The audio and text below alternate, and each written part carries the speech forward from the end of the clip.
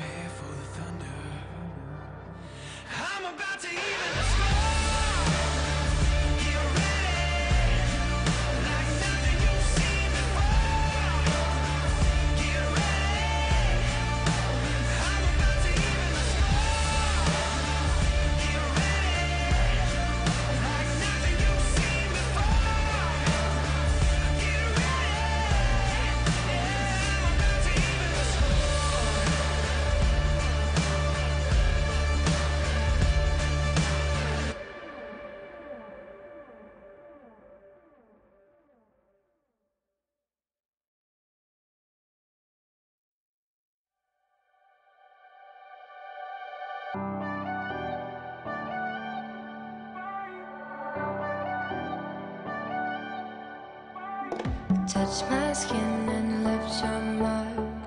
You knew all the words to say. Held the strings tied to my heart. Pulled and pushed away. My friends don't bring you up no more. I'm sure yours don't mention me. I remember how we were before. It don't feel like memories.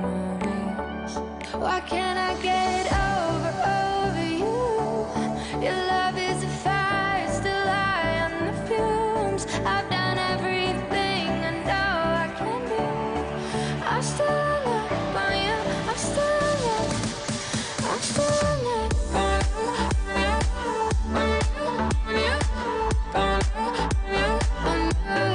I'm still in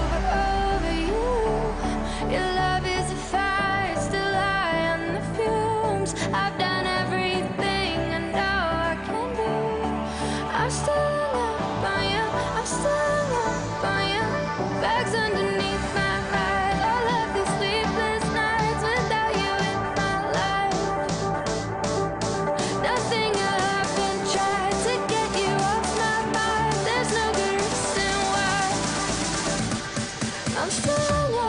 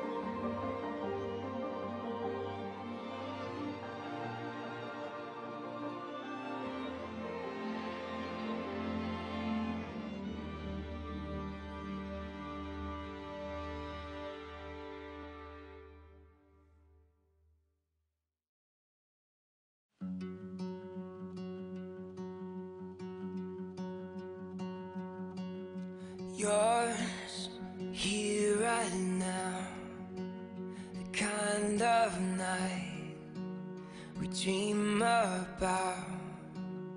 Oh, oh, oh, oh, oh, oh, it's beautiful.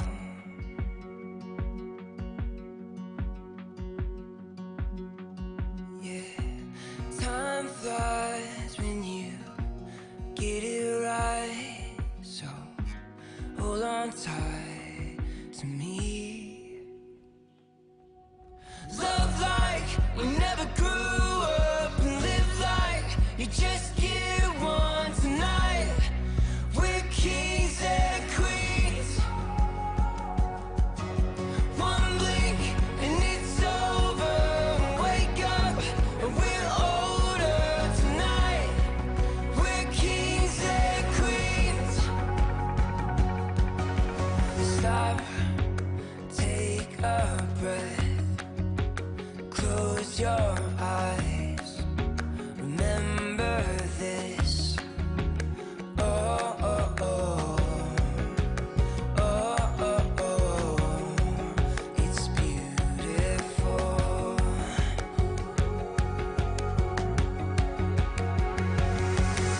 Love like we never grew up, and live like you just get one tonight.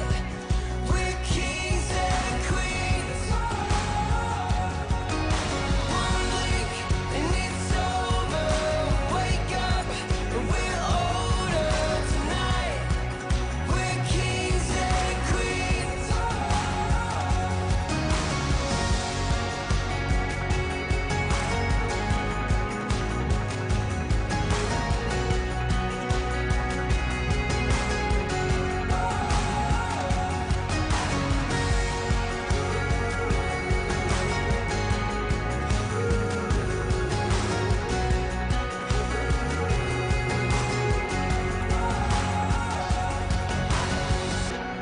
Time flies when you get it right, so hold on tight to me.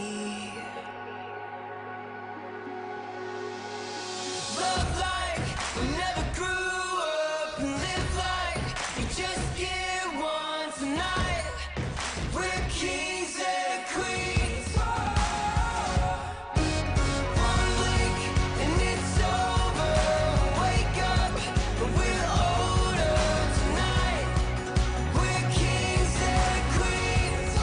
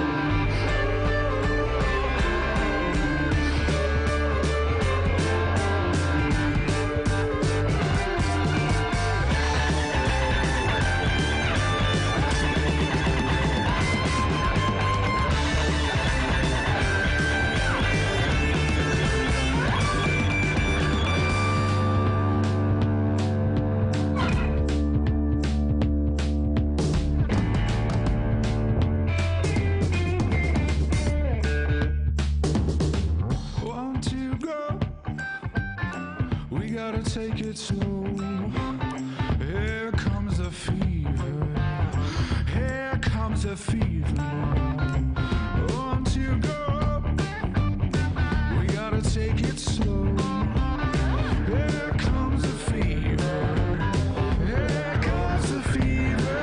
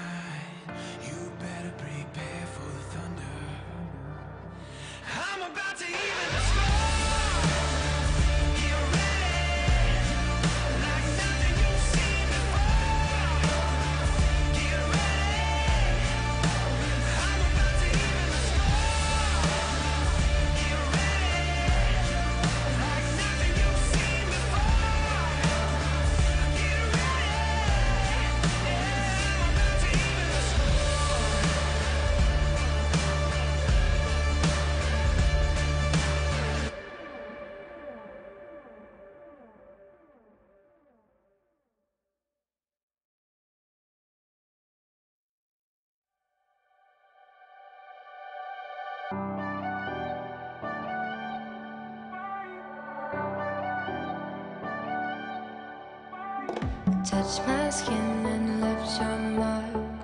You knew all the words to say. Held the strings tied to my heart. Pulled and pushed away. My friends don't bring you up no more. I'm sure yours don't mention me. I remember some feel like memories. Why can't I get over you? Your love is a fire, it's still high on the fumes. I've done everything and I'm still in love.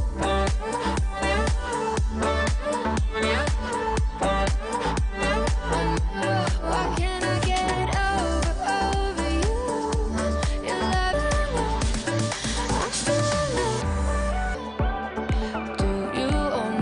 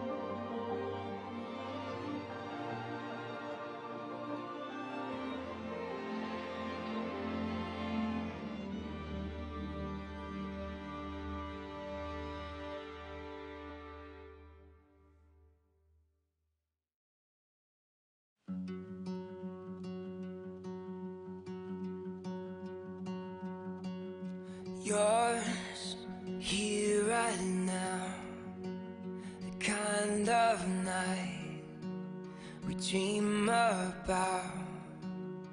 Oh, oh, oh, oh, oh, oh, it's beautiful.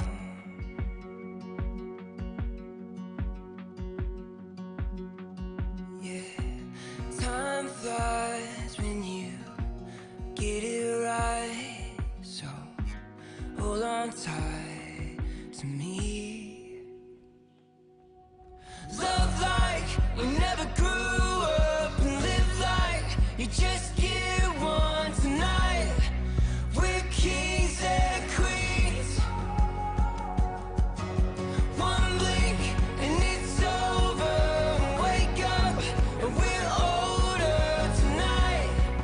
We're kings and queens.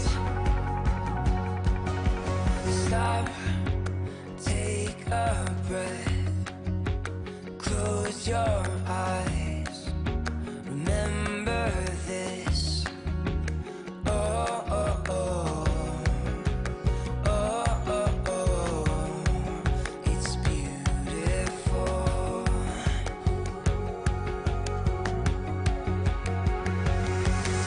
Love like we never grew up, and live like you just get one tonight. We're kings and queens. One blink and it's over. Wake up and we're older tonight. We're kings and queens.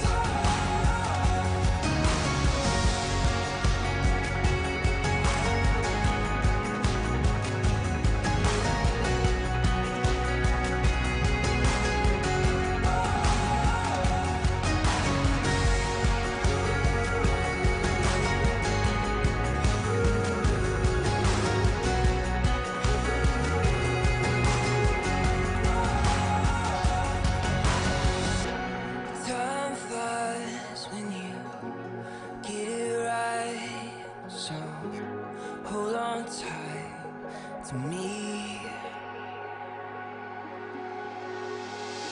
Love like we never grew up, and live like you just get one tonight. We're kings and queens. One blink and it's over.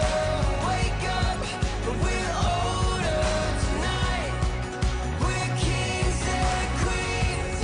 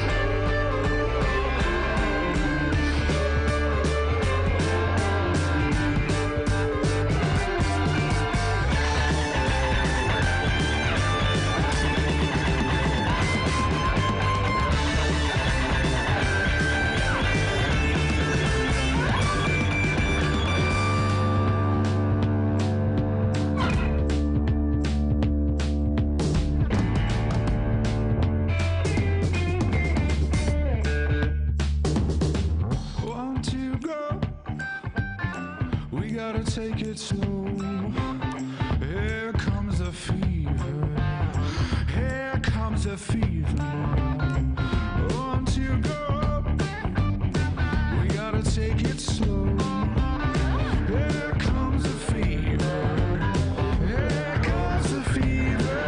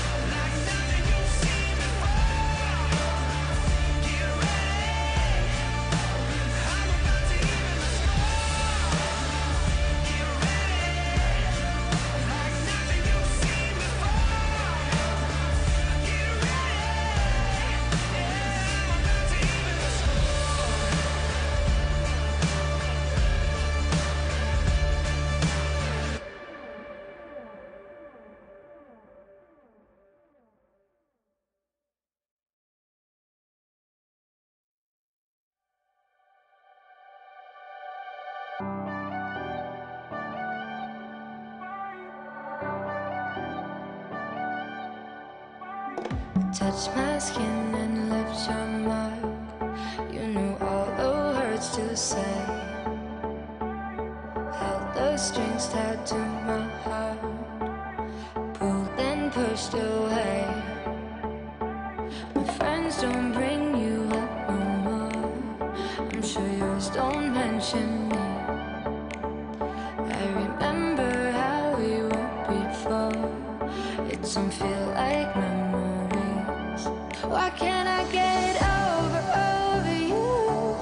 Your love is a fire, still high on the fumes. I've done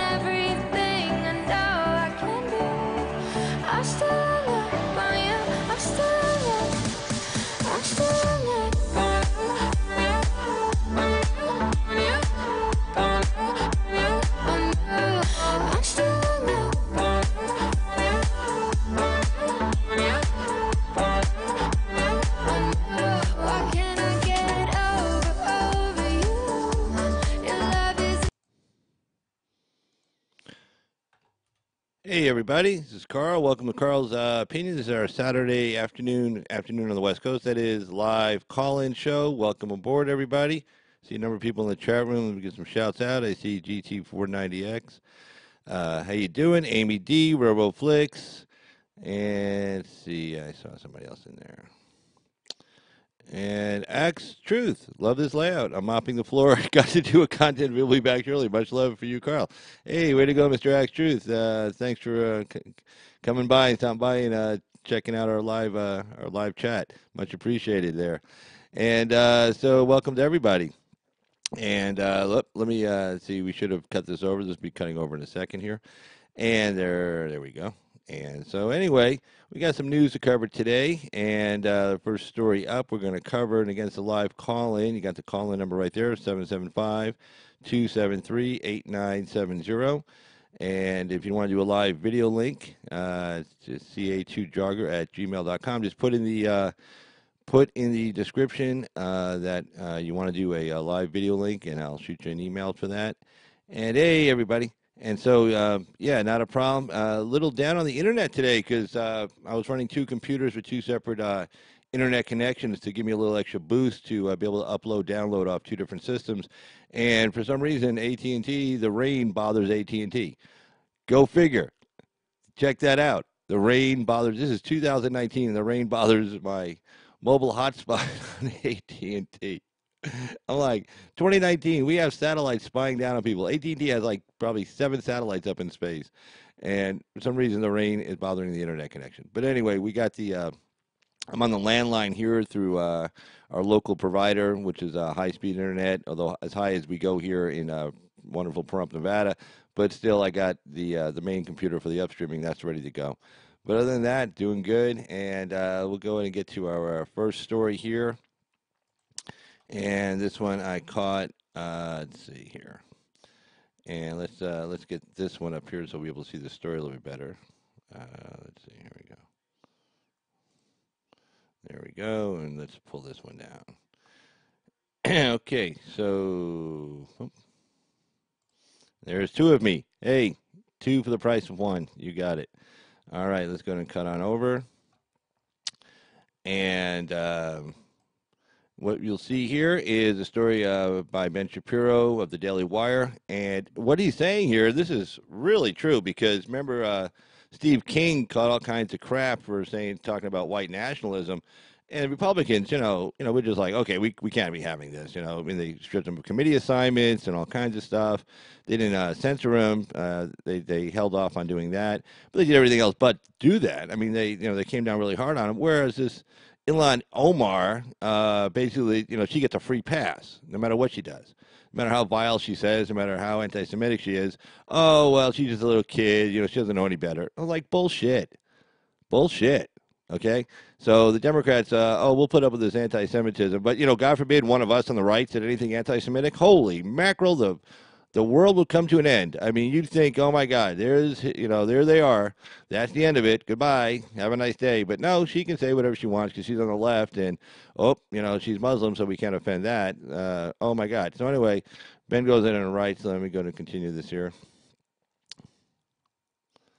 On Thursday, Representative Ilhan Omar, Democrat, of course, from Minnesota, was caught on tape once again indulging in her favorite off-hours pastime, some cozy anti-Semitism with cheering fans. Omar, of course, has a long history of anti-Semitism, accusing Israel of hypnotizing the world, suggesting that American support for Israel is all about the Benjamins, backing the anti-Semitic BDS movement. Let me turn this down a little bit. A little bit of gain, too much gain there. Sorry, guys. And so it goes on to say, there we go. Let's bring this up here. Now, appearing alongside fellow anti-Semitic Representative Rashida Tlaib, also Democrat of Michigan, who herself recently accused American supporters of Israel of dual loyalty to Israel, and is, along with Omar, a supporter of anti-Semitic boycott, divestment, and sanctions from Israel. Omar reached for the anti-Semitic lever once again. First, Omar smiled when an audience member yelled, "It's about the Benjamins." Then she stated, "What I'm fearful of, because Rashida and I are Muslim, that a lot of our Jewish colleagues go to thinking that everything we say about Israel to be anti-Semitic because we are Muslim. So for me, I want to talk about the political influence in this country that says it's okay to push for allegiance to a foreign country. This is, and Ben goes on. Ben goes on the right. This is once again anti-Semitism. It sets her day since open Semitism. It sets her day since open Semitism calendar back to zero. For the record, she was only up to 18 days. She wasn't in Congress that long before she started laying it out there, suggesting that. Let's see. Here we go. Suggesting that Jewish Americans are pushing for allegiance to a foreign country, or that American supporters of Israel are doing so in a vicious conspiracy theory, and are doing so is a vicious conspiracy theory and a vile smear. Jewish Americans, by and large, support Israel not out of allegiance to Israel but because Israel protects victimized Jews all over the world, represents the sole liberal democracy in the Middle East. Thank you. Okay, they're it. There's no other liberal democracy in the Middle East except them, and provides valuable strategic partnership to the United States. But I mean, they share tons of intelligence with us. Some they steal, and some we steal from them. But nonetheless, it's a fair trading arrangement. We steal from them, they steal from us. Nobody gets too upset. Somebody gets caught, they go to prison, and then maybe somebody gets pardoned, 20 years later. But according to Omar and other anti-Semites, the only reason for American Jews to support Israel is because they are part of a secret club, disloyal to the United States and loyal only to the ethnic tribe. It's not like Omar has been hiding the ball here. After her FAW apology for the All About the Benjamin tweet, she stated just last week that she wasn't apologizing for anti-Semitism. She was only apologizing if her comments offended people. I like that. I was at a medical office. I hurt my back, and I was pretty bad shape, and so so anyway, so I go in there, and I'm using a cane, I'm 53. I mean, I don't use a cane naturally. So it's this chiropractor outfit, right? Where they're supposed to fix the problem. So they see me barely hobbling in, and they walk. Nobody even offers a wheelchair, but I managed to walk. I had this portable 10 unit hooked up to me at the time, which I tell them I got this portable 10 unit. The only reason why I'm able to stand up because this thing is on right now, hitting me in the back with these electricity. That's the only reason why I'm able to stand. It's like something out of a movie, So. So I'm sitting there, and they give me a full examination. They go, "Wow, you're in really bad shape." I'm like, "Oh, yeah, I know. You should have seen me last night. Trying to get up out of bed to go to the bathroom. No fun." So they go, "Wow, before we do anything with you, you're in such bad shape. We want to take X-rays first." And I'm like, "Well, that's prudent. That makes sense. Yeah, you want to take X-rays before you start moving stuff around. You want to make sure that you're not going to affect something badly." So they said, "Okay, well follow me." And I'm like, "Well, okay." And meanwhile, they walked me literally 50 feet to the X-ray exam room. I mean, whoever did the layout on this place, obviously, they must have taken over from somebody else, and that's where their X-ray room was, or where their lead room. What I don't know. They didn't want to move it, but I get all the way down there, and I'm like, hey, that was a hell of a long walk. You said I'm in so much pain, in such bad shape. You want to do X-rays first? It would have been nice. Maybe you could offer me a wheelchair. And the one lady goes, that's right. I'm sorry. I should have got you a wheelchair. Yeah, you're in really bad shape. And there's one idiot, I don't know what he was, doctor, assistant, some jerk who never wanted to be a doctor or do anything. He probably couldn't get a job at Walmart. The economy went bad. The only industry growing in this country was the medical field. So they all got their little financial aid, took their little stupid classes, took a test, and now they're like, chiropractors or whatever the hell this guy was. And he goes, "We don't do wheelchairs here. If you need a wheelchair, we send you to the hospital. We're just about pain management." I'm like, "No, chiropractors aren't about pain management. That's, you're about trying to fix the problem. Hence, you charge us lots of money." And so I'm looking at this guy, and I'm like, well, so I said, "Okay, keep your cool. You got to get fixed up. Okay, don't react." And I'm sitting there, and the more I'm sitting there, I'm like, "Oh, this is nonsense." I said, I'm about to give this guy my money. Not to mention, this is the guy who's going to be working on me. This guy who obviously has no empathy or care or has any desire to do the job he's doing. He just needs a paycheck. That's it. And I'm like, well, I'm not going to give this guy my money and two, let him work on me. So that's it. I'm leaving. So I hobbled out of there. So anyway, so the woman offers me an apology. And she says the same thing that this stupid Ilhan Omar says. She goes, "Gee, I'm sorry if what we said to you not offended you," and she didn't say hurt your feelings, but she said something else. She said, "I'm sorry if, something. I don't know." And I said, "No, that's not the apology. The apology, you should be sorry for even saying it." should be sorry for not getting me a wheelchair. You're the ones who said I was in such bad shape I needed an X-ray. And if I'm in that bad shape, then why do you have me walk literally 50 feet? Man, I know what 50 feet looks like. Okay, I used to work construction, but literally 50 feet, maybe about 55 actually. So and so I said, no, that's not the apology. Apology is that I'm sorry you were offended. I'm sorry I'm sorry you were offended by what I said. I say, I'm sorry I said it. It was wrong. But she didn't say that. So anyway, a few other choice words later, I ended up leaving. So, I paid the bill. And then I said, give me a bill, so just give me a bill for what you did. And then they couldn't even get that right. And I said, look, you got two choices. Give me the right bill or I'm not paying you. So just give me a bill and I'll pay you. So I paid them for whatever they didn't do for me. But anyway, I don't stiff people, even when they're rude. Sorry, I just don't do that. But anyway, so that's what this chick is saying. It's like, oh, she was only apologizing if her comments offended people, not apologizing for making an offensive comment. We're not apologizing and saying, gee, what I said was wrong. Hey, that's wrong. I'm sorry. No. She said, oh, I'm sorry if that offended you. Well, screw her. I mean, who the hell is this idiot? So anyway, and then Ben goes on to make another analogy. I made the analogy of me in the doctor's office. Ben goes on to say, this, which is like calling a woman a whore, then apologizing for how the slur made her feel. The problem, as it turns out, is that Omar is consistent and vicious. Is a consistent and vicious anti-Semite. Right, exactly. It's like, oh, you call a woman a whore, and you say, oh, I'm sorry if that made you feel bad. No, I'm sorry I called you that.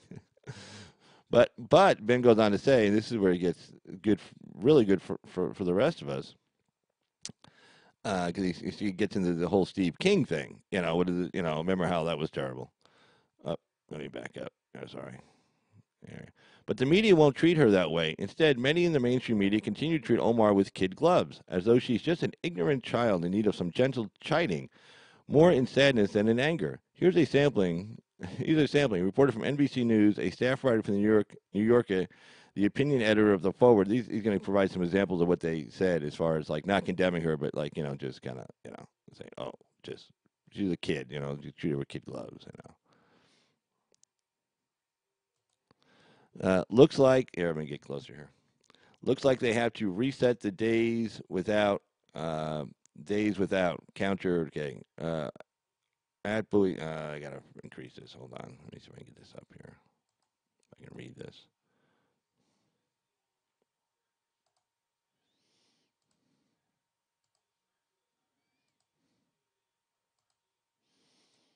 There we go.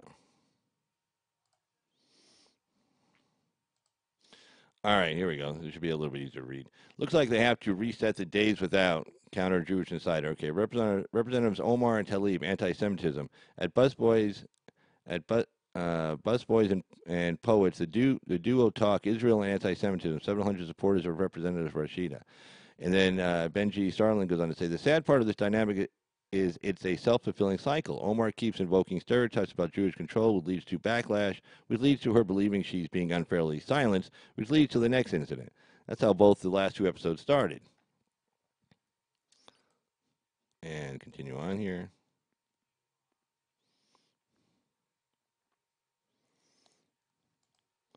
At progressive events in D.C. last night, Elon said, I want to talk about the political influence in this country that says it's okay to push for allegiance to a foreign country. And this is so dispiriting. If you can't figure out how to criticize Israel without unleashing a torrent of epigenetic trauma in your own Jewish voters, you're making the problem. You seek to solve worse. How does Elon not understand this after weeks of meetings with Jews? And Jonathan Chait, let's see what he has to say.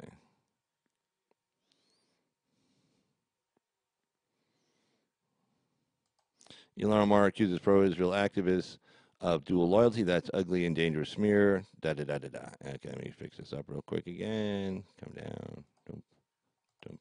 There we go. All right, this is simply, and this Ben goes on to say, this is simply the soft bigotry of low expectations, or more insidiously, an attempt to soft pedal anti-Semitism in order to preserve the intersectional hierarchy. Remember, the Democrats are all about intersectionality. You got all these different ethnic groups, all these different races, all these different religions, all these different, well, I guess really not too many religions in the Democratic Party except for Islam. That's about the only thing they're totally down with. but genders, transgenders, sexual orientation, stuff like that, and like they got to maintain all this. They got to keep this all together. So basically, it's an attempt to soft pedal anti-Semitism in order to preserve intersectional hierarchy. Omar is, you see, a Muslim woman from Somalia. That means that she ranks higher than Americans, Jews, Americans, Jews American Jews do on the victimhood scale, and thus she must be treated with kid gloves when she targets said American Jews. Right? 'Cause in other words, in the Democratic minds, a Muslim woman from Somalia ranks higher in the victimhood scale than American Jews. Oh, that's how, again. This is how the Democrats think. This is not how we think. We think like, hey man, everybody come together. We're here. Let's get something done. It's Republicans, conservatives. Let's get something done.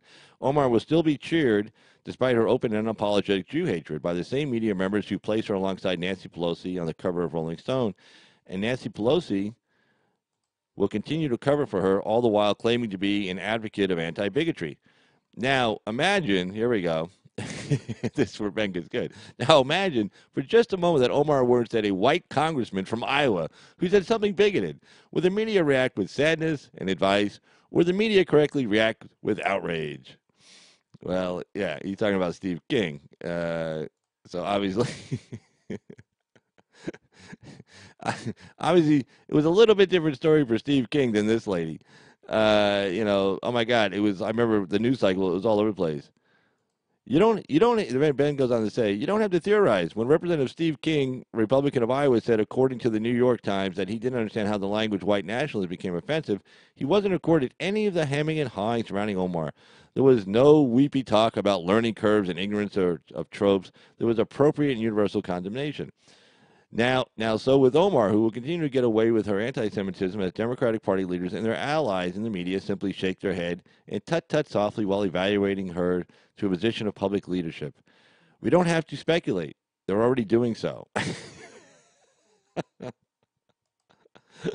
Exactly. I mean, it's like, you don't have to speculate on this. This is already happening. This is like real time, So,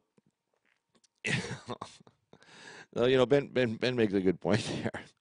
It's like, first he gets a pass. Steve King gets like almost ridden out of Congress on a rail, because of course he's a white guy and he's a Republican, and that's a totally different story for him. So let's see what's going on in the chat room. Let's see who we got here. Oh, hey Nunya, how you doing? Thanks for coming on board. Talise, hey, how you doing? And hey everybody, and welcome to our Saturday live call-in show, and welcome to all. And so, again, get the phone number there, 775-273-8970. Feel free to call in if you'd like. And got the phone lines open. And I got some other stories I want to talk about. And a couple of them are pretty interesting. Paul Manafort story, one of them. And also, President Trump looks like he's going to be signing a executive order regarding free speech on campuses. More politics on the Ocasio-Cortez, with her providing a list of those who are going to be primaried. Commentary by Tammy Bruce. I know you've seen Tammy on Tucker's show a lot, and also she goes on Hannity once in a while, and also Laura Ingram's show. Not too much on Laura Ingram because, that whole woman thing, who's in charge kind of thing. But she talks about infanticide. Also, the Wall Street Journal was talking about the nuclear talks and how Trump made the right decision to walk away from the talks and what North Korea really wanted from the talks. And how also Wall Street Journal wrote an article on how the whole single-payer Medicare for all thing is kind of losing some of its lackluster. See, what I said in the 2018 midterms was that the Republicans, we were caught flat-footed on this whole Medicare for all thing. Hey, Mr. X. Let's see, hold on.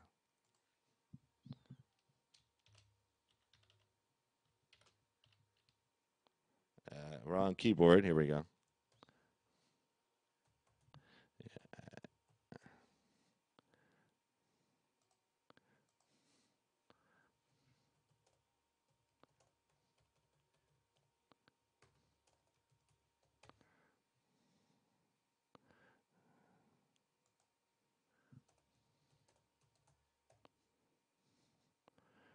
Dump.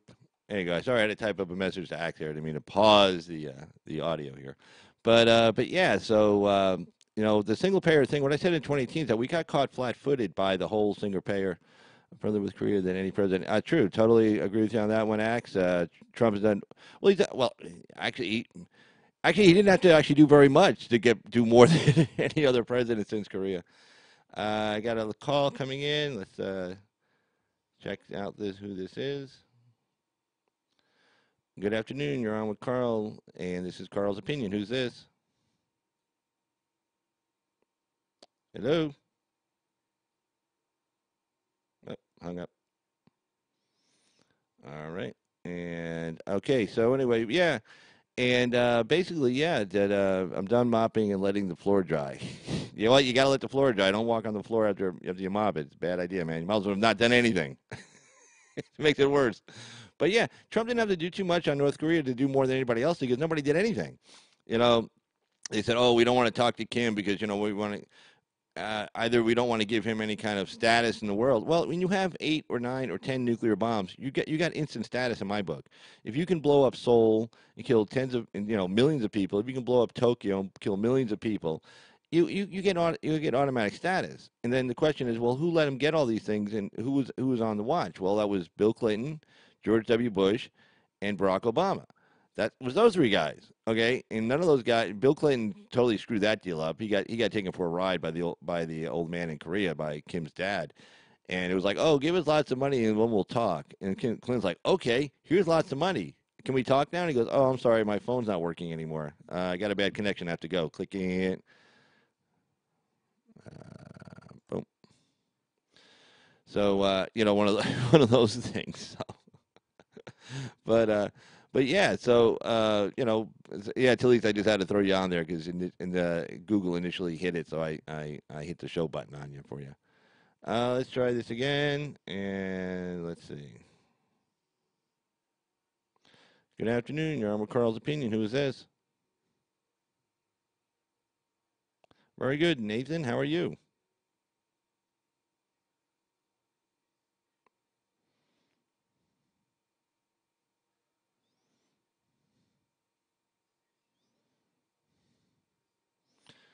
Yeah, I don't remember that, Nathan, but that's kind of off topic for today. But hey, maybe call back, more on topic what we're talking about. I talked about 4 different articles, so I want you to kind of go just cruise back to what I started talking about, and then you can pick up on one of those topics.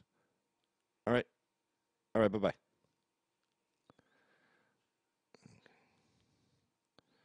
And that was Nathan calling in, and yeah, just kind of a little off topic there, but.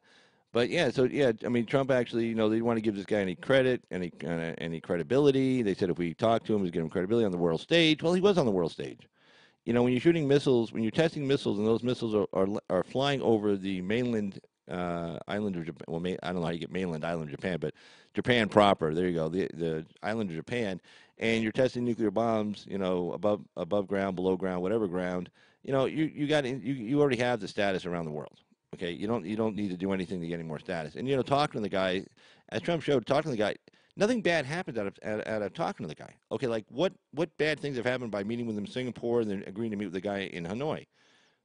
Nothing bad has happened. I mean, just good things have come out as a result of it. Now, has North Korea denuclearized? No. But has anything negative happened as a result of us meeting with this guy, sitting down and just talking to him, being in a room together, hanging out, talking about who cares, whatever, just getting along, showing them, hey, look, we're here for you. We're here ready to help you guys out. If you want it, if you don't, okay, maybe you want to keep your nuclear bombs. Maybe you think that it's more important for you to keep your nuclear bombs. You're looking maybe towards the future. You don't want to get invaded by, hey, us, the United States. You don't want to get invaded by, hey, maybe China. Maybe even if you turn into a big economic power, China might feel threatened, and you may not be friends with China. And you need a few nuclear bombs around to keep people off your back. Hey, I get it. So maybe that's what they want to do. But at the same point in time, nothing bad has happened from actually talking to the guy or anything. We haven't lost any statues, around the world. We have sanctions in place. The Russians and Chinese are cheating a little bit, but they were cheating a lot of bit before all this started. So again, things haven't got any worse. And North Korea and South Korea are talking. They're having all these meetings. They're taking down guard towers on the border. They're removing landmines. They're actually delegations going back and forth talking about reunification. They may actually do that with it may not. South Korea may not have a condition of North Korea saying get rid of the nuclear bombs. Which, if you think about it from South Korea's point of view, say they did reunify with North Korea, South Korea automatically has like, I mean, I don't know how the control would work, but think about it. South Korea automatically just jumps into a nuclear power. From our perspective, maybe we don't like that concept, but think about it from South Korea's perspective. You're suddenly now a player on the world stage as a nuclear power. You now can defend yourself against other people. You jumped ahead. You could have never done it on your own and maintained good relations with the United States, but Kim did it for you. And now, if you reunify with this, you got this guy said, "Well, we talked to Kim. We got to reunify. We want to help all our people out, but you know, um, it's more. He won't give us the nuclear bombs. And I'm sorry, it's more important for the sake of the children. Sorry, I didn't mean to jam the gain up there. It's more important for the sake of the children that in North Korea who are starving, that we reunify and begin building a great economy to help all these people versus taking away his nuclear bombs. So we're thinking about the children, the poor women, the sick people, the people who are locked up in the prisons and the gulags. We can get them out, we can get them free. And he says, "I'm not giving them the nuclear bombs." What are we supposed to do? We're just South Korea. We're just trying to be friendly. See, people always forget. People always think other people think like we do, like they're on the same page. South Korea is not necessarily on the same page we are. They want reunification. They want to turn that little peninsula into a economic powerhouse. Between the wealth in South Korea, the knowledge in the technology in South Korea, and all the minerals that are sitting up there in North Korea that haven't been able to be mined successfully. As far as all those little minerals, those rare earth minerals that are used to make cell phones, computers, laptops, phones, whatever, all that stuff sitting up there. And South Korea has the money. They don't need the United States to go in there and mine it for them. South Korea can do that just fine on its own. They can get money. Okay. They got good credit. They can go get money. They can get money to do all these operations. And there's this huge labor pool in North Korea that are literally starving. Okay, they're more than happy to go to work and not work for like huge high wages. There's not going to be any union negotiators up in North Korea. Okay, demanding $30, $40 an hour U.S. That's not going to be happening. These people would be happy to get like $20 a day, $50 a day, whatever. I mean, they'll give them something decent. They're not going to have slave labor. I mean, they are the South Koreans, but something. But still, I mean, there's this huge labor force that they can get right away into it. They can start bringing infrastructure, get all kinds of investment. They can turn the place into a tourist capital. It's got lots of coastline, lots of places for ski resorts. I mean, you name it. I mean, the money is just phenomenal. And South Korea is looking like, and we're nuclear power. We just jumped right into being a nuclear power. We tried to get North Korea to get rid of him. He didn't want to get rid of him. You know how he is. So anyway, we have peace, love. Nobody's killing each other. Nobody's shooting each other. What's more important? Nobody's getting killed on the border. People are free. They're out of the gulags. Women and children are eating. Again, think of the children. This is a great little deal. This, so, so maybe South Korea really doesn't care if Kim gets rid of him or not, because if they work a deal out, there'll have to be some kind of a power sharing thing, obviously, because Kim's not want to give up power. He doesn't actually want a democratic election or anything. I think there's more people who can are alive probably in South than there are in the North, because they got higher birth rates in the South. So he would lose on that. But I'm sure that, look, this can get worked out. East and West Germany got back together. It got worked out. Okay, it can get done. Things happen. Things can get done. They speak the same language. I mean, it's not like you're trying to unite, North Korea with, France. I mean, okay, so this can get done. This isn't bad. So we'll see. We'll see how that goes for sure. But let's see here. What else we got? So the Manafort story, the Washington Times was talking about that, and the lawyer said, "Hey, look, out of he's writing his own sentencing memorandum. Basically, when you go up for sentencing, the let's see, what is it in federal court? Like the U.S. not the U.S. Mars, the Division of Parole, Board of Prisons. They'll write like a pre-sentence report, sentencing guidelines reports. They'll write recommendations. The Division of Parole and Probation for in federal court. I'm not sure. I do more state court criminal defense, so I'm not sure what it's called in federal court. But anyway, they'll write a report making their recommendations. They'll interview Manafort. His attorney's allowed to be present during the interview. They'll do a social history, background history, criminal history, the whole 10 yards. They'll make a recommendation. Then, of course, the prosecutors. They also make a recommendation, statements in aggravation, why he should get more time, based on the sentencing guidelines. And they'll put all the things in, whether he cooperated, whether he didn't cooperate, his conduct since he was taken into custody, conduct since he got arrested, conduct before, I mean, all this stuff. And the defense also gets to write a sentencing memorandum also, because they also want to, they get their own specialists, the guys who used to work for, feds, they used to work for the feds now in private practice, doing it, for money. real money actually. And they'll write up a report. And one of the things the attorney, his Manafort's attorney, wrote in the report was that, hey, look, this whole thing started over collusion. And he's writing for Judge Elliott, who kind of lambasted the Mueller team for, hey, you guys really don't give a damn about this guy's, taxes or lying or whatever. You just want to get him, you just want to squeeze him to try to give something up on Trump and collusion. Nothing to do with that. And you didn't charge him with that. So what the attorney wrote in the Manafort, in his sentencing memorandum was, hey, you know, he was never charged with anything collusion with the Russians. Everything he was charged with had to do prior to even coming on board the Trump campaign, and he got caught up in that. And he's in solitary confinement and stuff over all this, but there was no Russian collusion, and he's right, because if there was, trust me, Mueller would have filed a charge against Manafort alleging Russian collusion, a conspiracy to commit a crime with the Russians, or WikiLeaks, or whoever. None of that. He's not charged with it. Stone, same thing. I got a call coming in. Let's see who this is. Good afternoon. You're on with Carl's Opinion. Who's this? I'm sorry, who's this? I can't hear you. You got to speak up.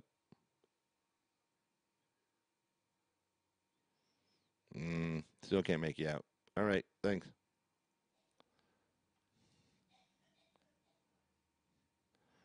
Well, gonna make that guy out. He sounded like one of them foreigners, but couldn't make him out.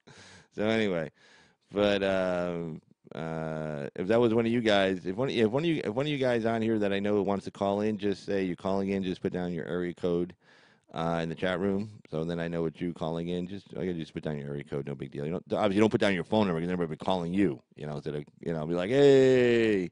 So yeah, if you got anybody who wants to call in, just go ahead and just put your area code down there. Just give me a call and I'll give you a call right back. Let's see. We couldn't wear jeans or shorts in our tour because that's okay. Let's see.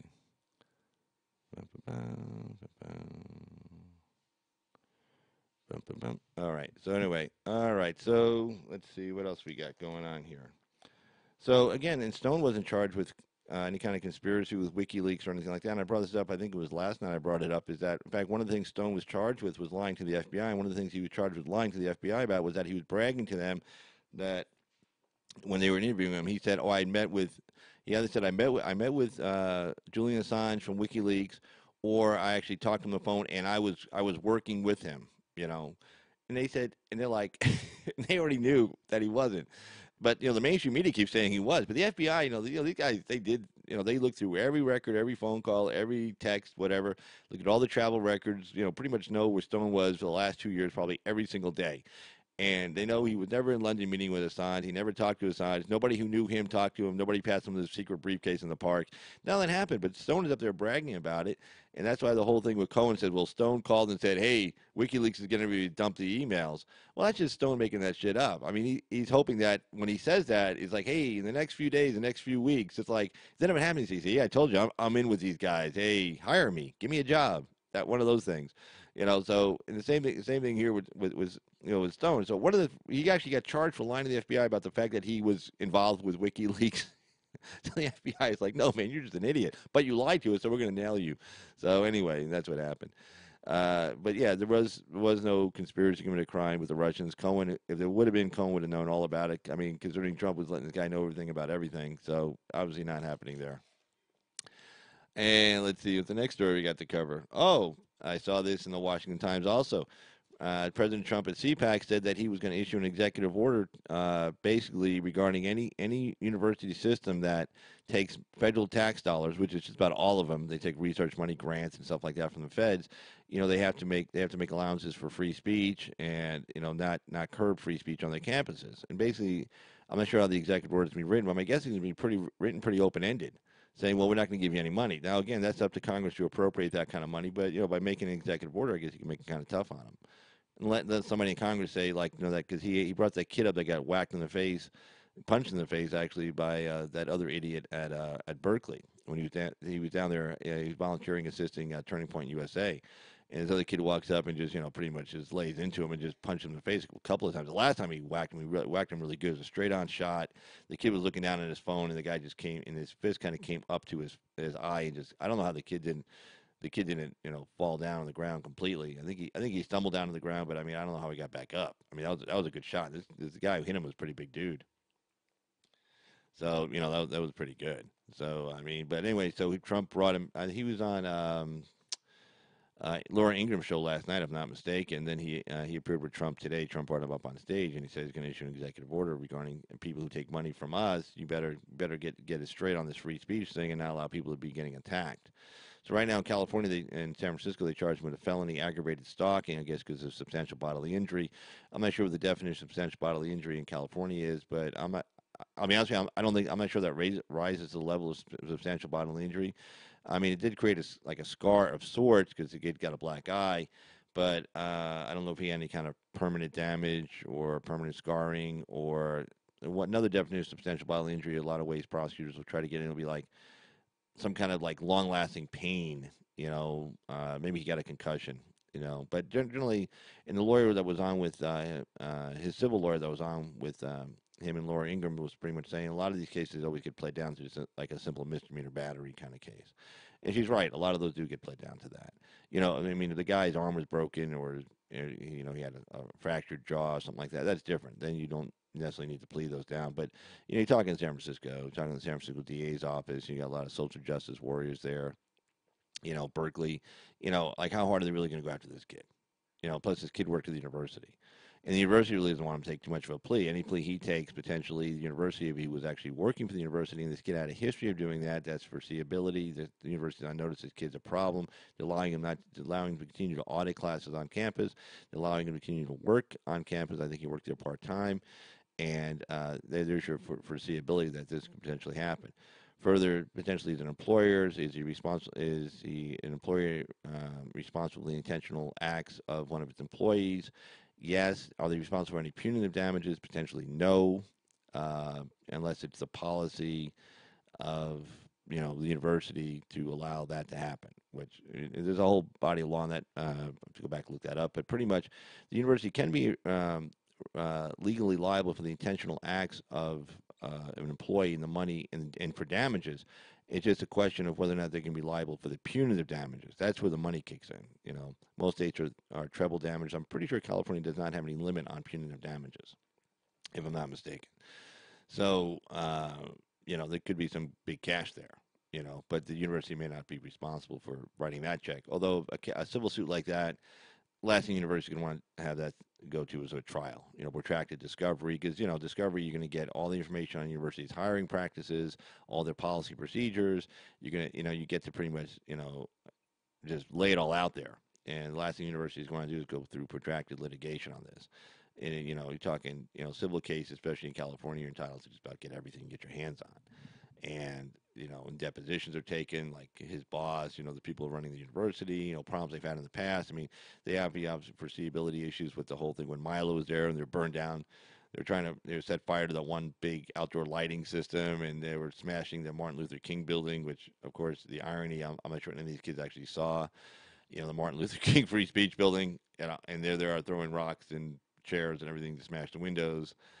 Yeah, it's not too bright. But anyway.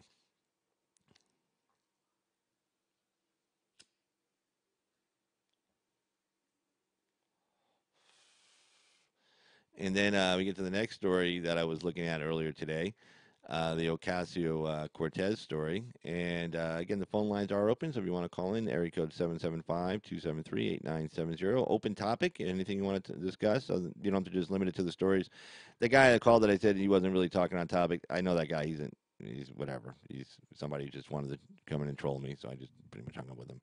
But anyways, yeah, it's open topic. Anything you want to discuss is fine. A lot of news today. CPAC. I didn't get to watch all of CPAC today. I didn't even get to watch all of President Trump's speech actually today. So, but if you want to talk about anything you saw at CPAC, or if you're watching it, a lot of YouTube sites were broadcasting. The White House, obviously, White House web YouTube channel broadcasted the president's speech. I believe it was like 2 hours long. It's been a pretty long speech. But anyway, so let's get to the next story here. And Tammy Bruce was talking about infanticide. There we go. And basically what she had to say about that was that, hey, look, man, these Democrats are like all over the place on this nonsense. And, how can they even make the case for it? and that's where they're going. And again, you just take a look back to the abortion arguments of the '80s. Remember Roe versus Wade was became law in '73, Supreme Court. So the '80s were pretty much, this is the whole thing was just kind of working out, and a lot of us were saying back then, this is back when I was on college campuses, we're saying, hey, look, this thing's going to get out of control, and everybody's like, no, no, no, we just want it to be safe, legal, and rare. The other side, the people in favor of abortion. We just want to be safe, legal, and rare. We don't need to do, we're not going to go out of control with it. We're not going to ask for late-term abortions. We're not going to ask for, when the baby's being born. And then, sure enough, they started creeping in with late-term abortion. You started hearing about that. It's like, late-term abortions.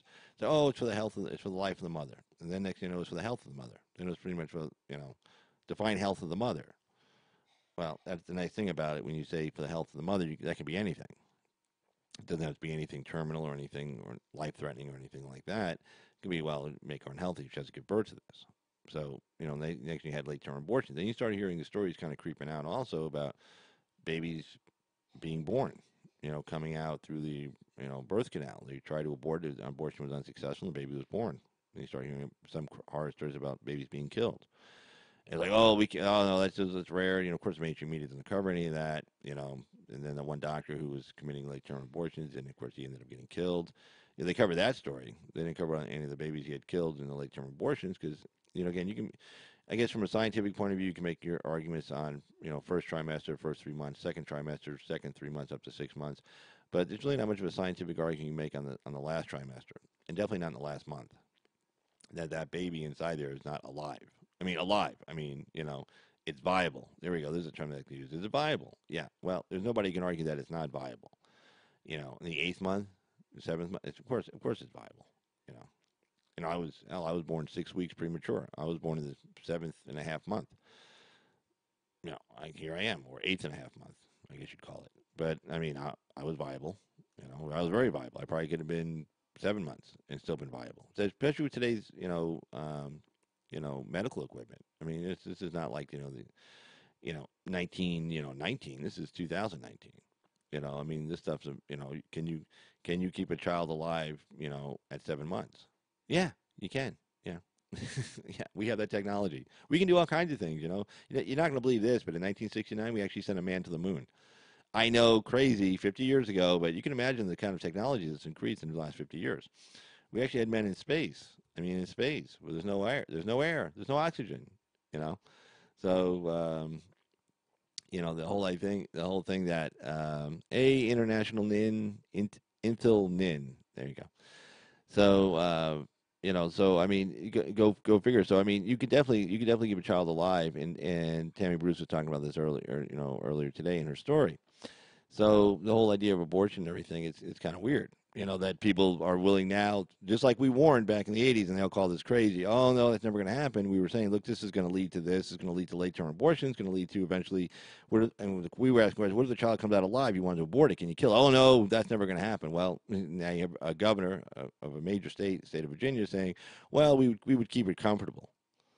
Well, that's nice. We'll just keep it comfortable until somebody kills it, or it dies. It's like, we'll keep it comfortable. We're not going to feed it, So it can die of starvation. It might take a week or a few days, but we're not gonna actually kill it. It's like, you see somebody laying in the street naked in the rain. It's like, do you call the police or an ambulance? No, I didn't kill the guy. You just didn't help. You're not gonna feed it or anything.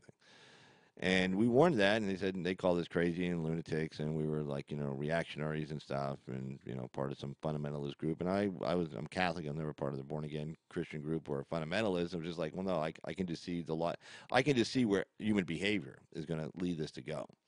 If we say it's okay that your rights as a woman to control your own body trumps any rights to control what. It's like inside of you, if you have a baby in there, that your right to kill the baby trumps the baby's right to live. The whole thing was, we were saying, once you start down that philosophy, where's the end game? Where's that going to lead to? We start with that. Where's that going to be in a generation, and then a whole generation, and then another generation?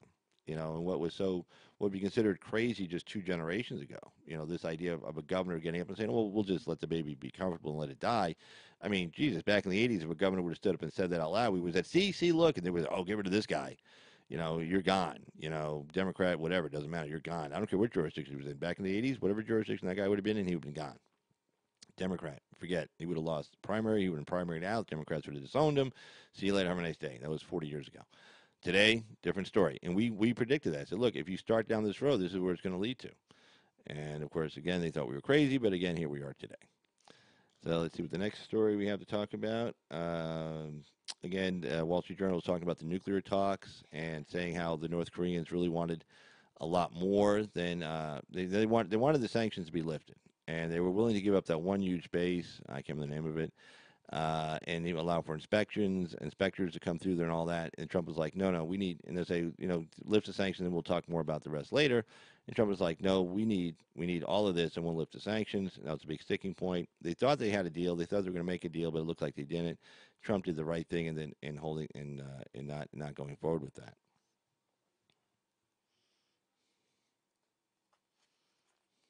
Yep.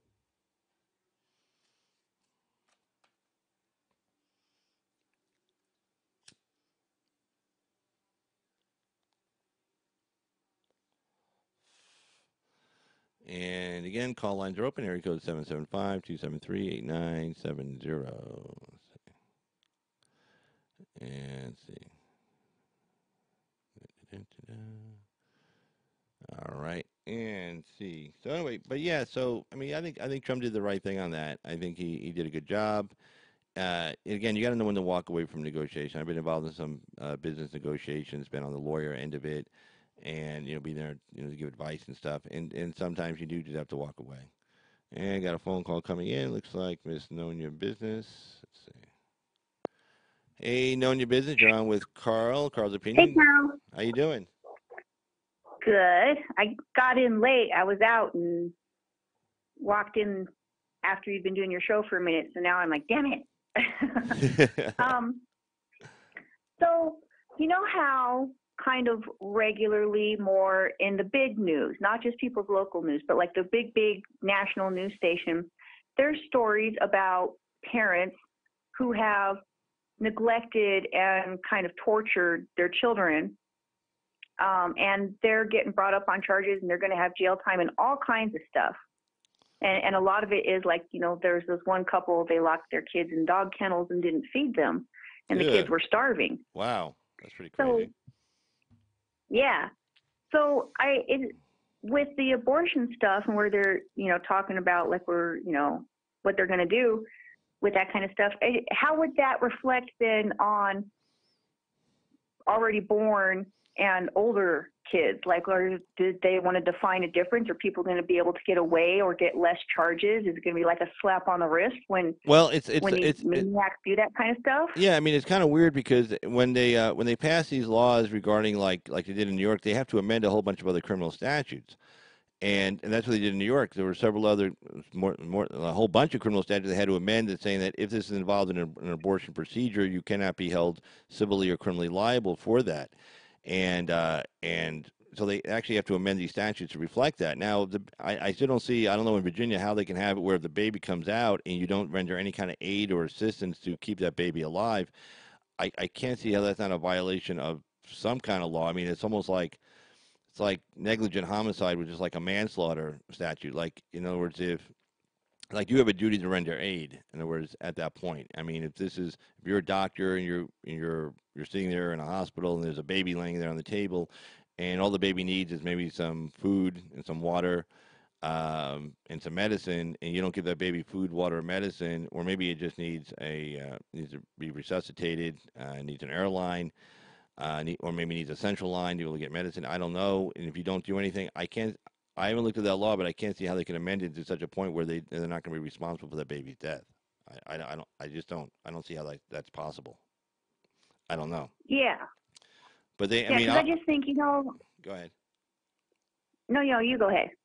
Well, no, I'm just saying that, I mean, obviously, if the baby's still, say, within the womb, I can see where they can write laws that if the baby's still in the womb and you kill it inside there and all you're doing is sucking it out, the body parts, I can see they can make an exception for that. That's easy to follow. But once the baby comes out and it's, like, alive, even if it's kind of messed up from the failed abortion procedure, but the baby's actually alive, breathing, and the heart's beating, Uh, you know, I don't know. I don't know how they can make an exception. Man, I don't know how they can make an exception to that. That's got to be crazy.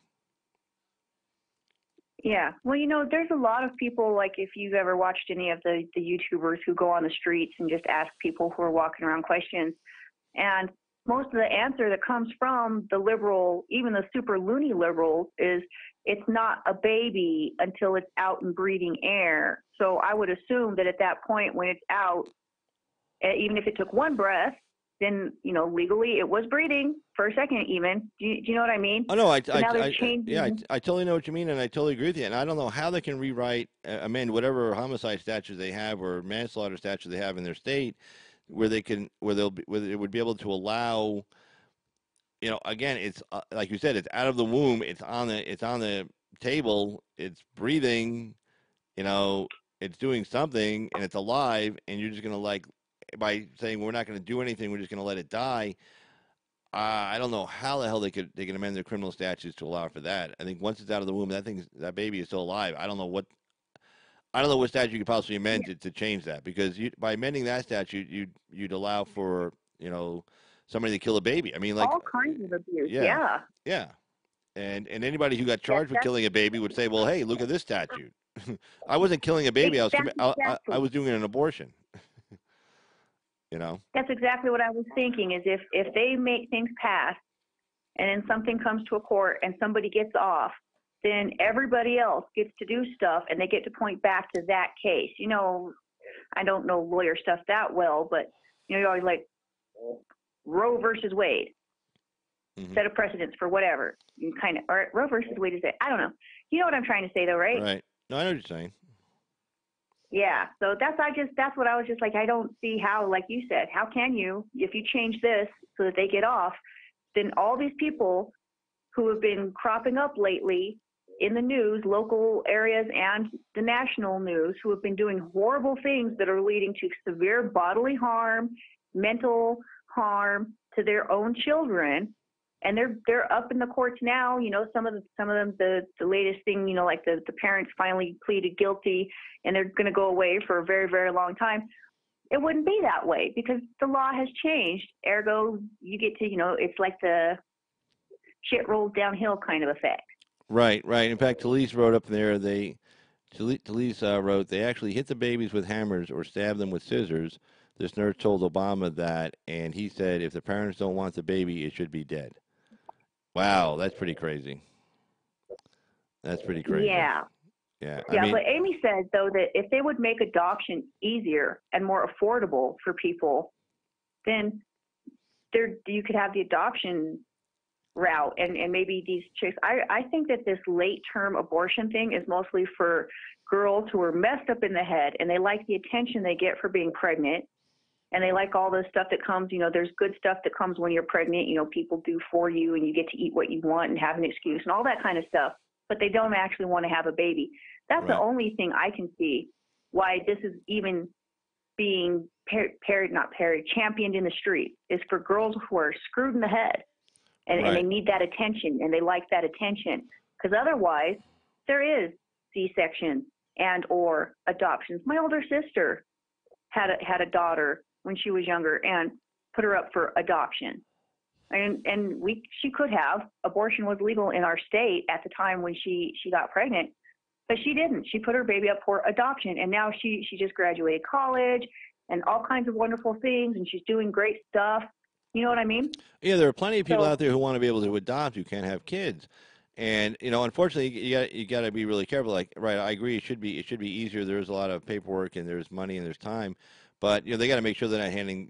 Let's be honest with you, make sure they're not handing the kids off to some kind of like Satan worshiper who wants to sacrifice their baby, or some kind of a nutcase who's going to get the kid and then kill it or torture it, so they have to be careful, because you don't want to go too far the other way. They say, hey, just show up and we'll give you a baby, so we don't have to abort the baby, and then you hand the baby to somebody who's going to torture the kid. There's just recently in Las Vegas there was a story where somebody who was babysitting a kid for I think 2 weeks, the mom was in the hospital, pretty much tortured this baby over and over again, and it was an autistic kid, actually not a baby, it was an autistic kid, but it was young, it was like 3 or 4 years old, and just tortured the kid and with burning him, cigarette burns, and just ended up killing him. So you got to make sure who you're handing the kid off to. But I'm not sure how hard it is. I've done some special needs adoptions, and they're not too hard to do. I've done in DCFS court, Division Child Family Court. I think Amy's done some work with that as well. That where you have like a foster parent has been watching the kid for like 2 years. It takes generally before you can terminate somebody's rights. You have to go through a minimum 1 year, and then generally it's 2 years in my state. And so they've been a foster mom or foster dad, foster mom and dad for these kids or one kid for like 2 years. They have a good track record. The kid is being regularly seen by doctors and et cetera, and there's no burn marks. There's no weird rashes showing up on the kid. And so they've not only gone through a background check, but they have a history with CPS of being a good foster parent, and then the state is very very comfortable with adopting the kid out to the foster parents. And and I've seen that happen, but then again, I've never actually assisted somebody with just a straight up non-special needs adoption case, so I don't know how hard that is to go through. I really don't know. Yeah, well, I do agree that they need to make sure, you need to make sure that the child is going to go to somebody who actually wants the child and is going to raise the child and do their best by the child. But on the other hand, I think that some of the regulations, there's a reason that a lot of people end up going overseas to adopt kids, because it's a lot cheaper and it's more lax, and they're raising their kids happily. But they would have probably been more than willing to take a child here in the U.S., but they make it's from what I know, which is not a whole lot. You probably know a lot more than I do. But, from just people who have spoken about it and stuff, it's rigorous, and you get on a waiting list for years and years and years. And so I kind of get relaxing some of that. It shouldn't be that difficult and that expensive, background checks for sure, home checks, that kind of thing. But that's what I kind of feel like they make it almost impossible for the average couple who can't have kids to adopt a child.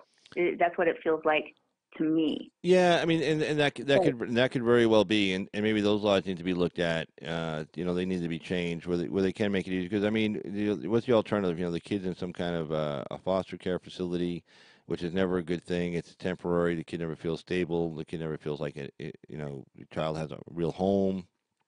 Versus somebody who can provide, a lot of it is a kind of an elitist kind of class thing where you can have like a working class family.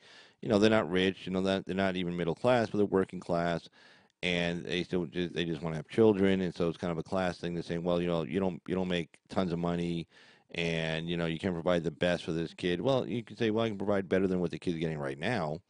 And I can provide a loving. I mean, I grew up in a working class home. I mean, it's we weren't rich. We weren't even middle class. I mean, trust me, we were not middle class. My mom kept saying we were middle class. My mom always said we were upper middle class, but we weren't.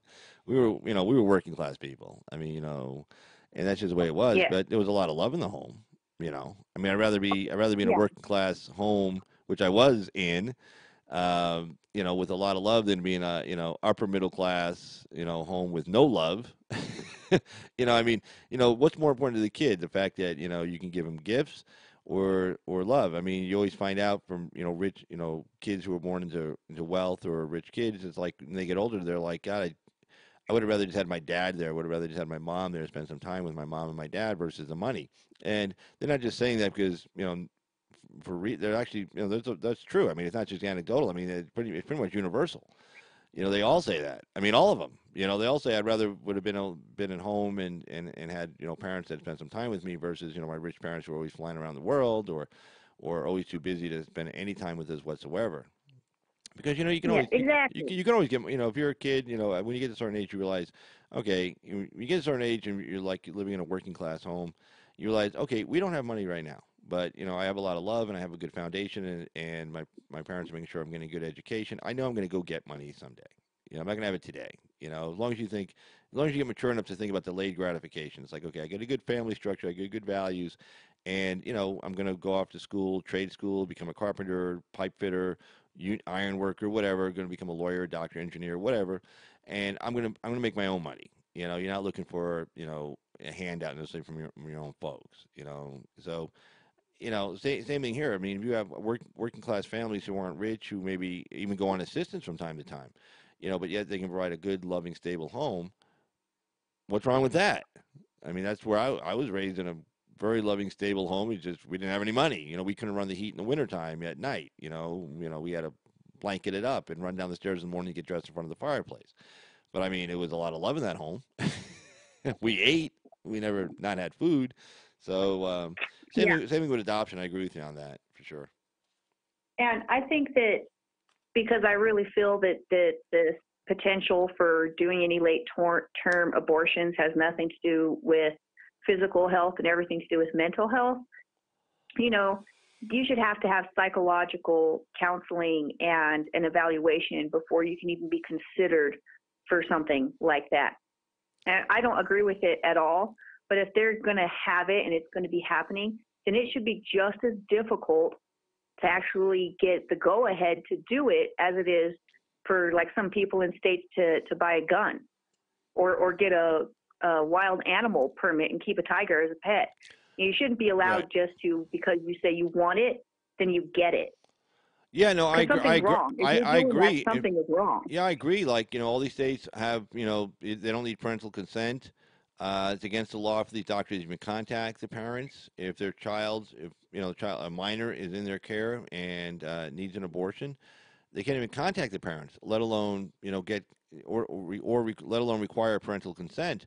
And you're right. They should make it as difficult to get an abortion as it would be like, even just to go buy a firearm in most states. Most states, some states you can't even buy a handgun, and in some states where you can buy one, you have to get all these background checks, not just background checks, but you have to get a special permit, and they're hard to get. And like you said, like being able to like own a tiger in your backyard, or an exotic pet. There's all these regulations you have to go through when it comes to abortion. It's like, well, no, some 14-year-old kid walks into an abortion clinic. I need an abortion. You, no, Yeah. and in fact, any states that try to pass laws that say that, they should have require some kind of counseling ahead of time, they get shot down. It's like, oh, you're just trying to talk them out of it. It's like, well, actually, is that a bad thing? Trying to talk somebody out of getting an abortion, is that a bad thing? Putting the kid up for adoption instead, is that a terrible thing? Really? No. But any states that pass laws like that, they always get shot down by the other side, or they get prevented from going forward. If they make it too hard to get an abortion, the Supreme Court used to come down and say, well, okay, or the Circuit Court of Appeals would say, well, actually, you're just trying to make it too difficult to get an abortion where they can't get one, so you're violating their rights under the Roe versus Wade, which hopefully will be overturned sometime soon when the right case gets up there in front of the Supreme Court. Hopefully they'll overturn that and let it get back to the states, and then hopefully somebody in those like New York or Virginia will make a challenge to the due process, the violation of taking away a child's life, liberty, or property without due process, to which is letting it die without holding a hearing or any kind of due process under the Fifth Amendment, and then applicable to the state to the 14th Amendment. So then hopefully that'll find its way up to the Supreme Court. And even though, the baby dies, they'll say, well, the issue's moot. Sometimes the Supreme Court will take issues that are moot, namely that the child's dead already, for issues of public policy, for something going on in the future. So hopefully that'll get ruled on, and those state laws will get shot down, hopefully. Yeah. Well, I think this is the last thing I'm going to say before I get off is because society, crazy side of society, is making it so they're normalizing it and making it like it's a great thing, and shout it out and be proud of it. There's going to be a lot of women in a few years who are going to start needing psychological counseling because of what they did, because nobody told them the truth about what they were doing and the seriousness about what they were doing. And eventually knowledge is going to come to them one way or another. And when it does, they're going to need some serious psychological help when they realize, you know what I'm saying? Right. I totally agree. I totally agree. Yeah. But, I mean, that it's like, again, those of us who are arguing this on college campuses, I was on University of California, Riverside campus back in the 80s, and we were having these debates, and we're saying, hey, look, it was only, at that point, it was only like, say, 13, 14 years past Roe. We were saying, look, this is going to, I think somebody in the chat room wrote slippery slope. It's like, this is where this is going to lead to, and of course everybody thought we were crazy for saying it, and then hence here we are today, 40 years later, and that's exactly what it's led to. It's been, say, 2 generations since, and after giving, making people think it's okay to get the abortion, and making people think it's okay not to have parental consent. Eventually it's just going to lead to eventually where it's okay just to let the baby die on the table, and that's a real shame. Yeah. So. Yeah. All right. Well, thanks for talking with me, Carl. All right, thank you, Miss None Your Business. Yeah, I went on your site the other day. I saw you were doing a live stream. I couldn't stay on very long, but I saw you did a live stream. I definitely wanted to put a little chat in there for you. Oh yeah, I saw you pop in and stuff, but it's hard for me to read the chat stuff, especially if I'm trying to focus on other stuff until I get my glasses in. Oh, okay, yeah. I wasn't sure how long you're around, but I saw you pop in for a second, took note of it, and I was like, oh, Carl's here. So thanks for showing up. That's nice of you. Oh, not a problem, young lady. All right, hey, thanks for calling, Miss Nonya. Yeah. All right, talk to you later. All right, bye-bye. Bye-bye. All right, that was a great knowing your business. I saw Mr. Axeman called in. Let me see and give him a holler back here. See if he's not busy. He might be busy getting ready for his live stream tonight. Let's see here. But I saw he was calling when Miss Nonya was on the phone.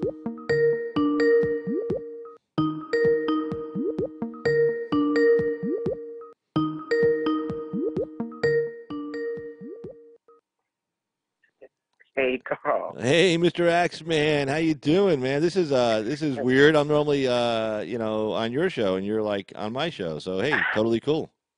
I know. I'm sitting here. I'm going like, this is the first time I was able to catch your live stream. For it to show up on my. Am I on live now right now or? Oh no, privately? no. Wait, no. You're not live right now, so you can say anything you want. Nobody else will hear. Just be our secret. No, I'm kidding, man. You're live. Ready to call. I was getting ready to call after Nanya hung up. That's why I was waiting on her to hang up because I like how your system is set up. You can actually talk. Just real quick. You're live. You're on right now.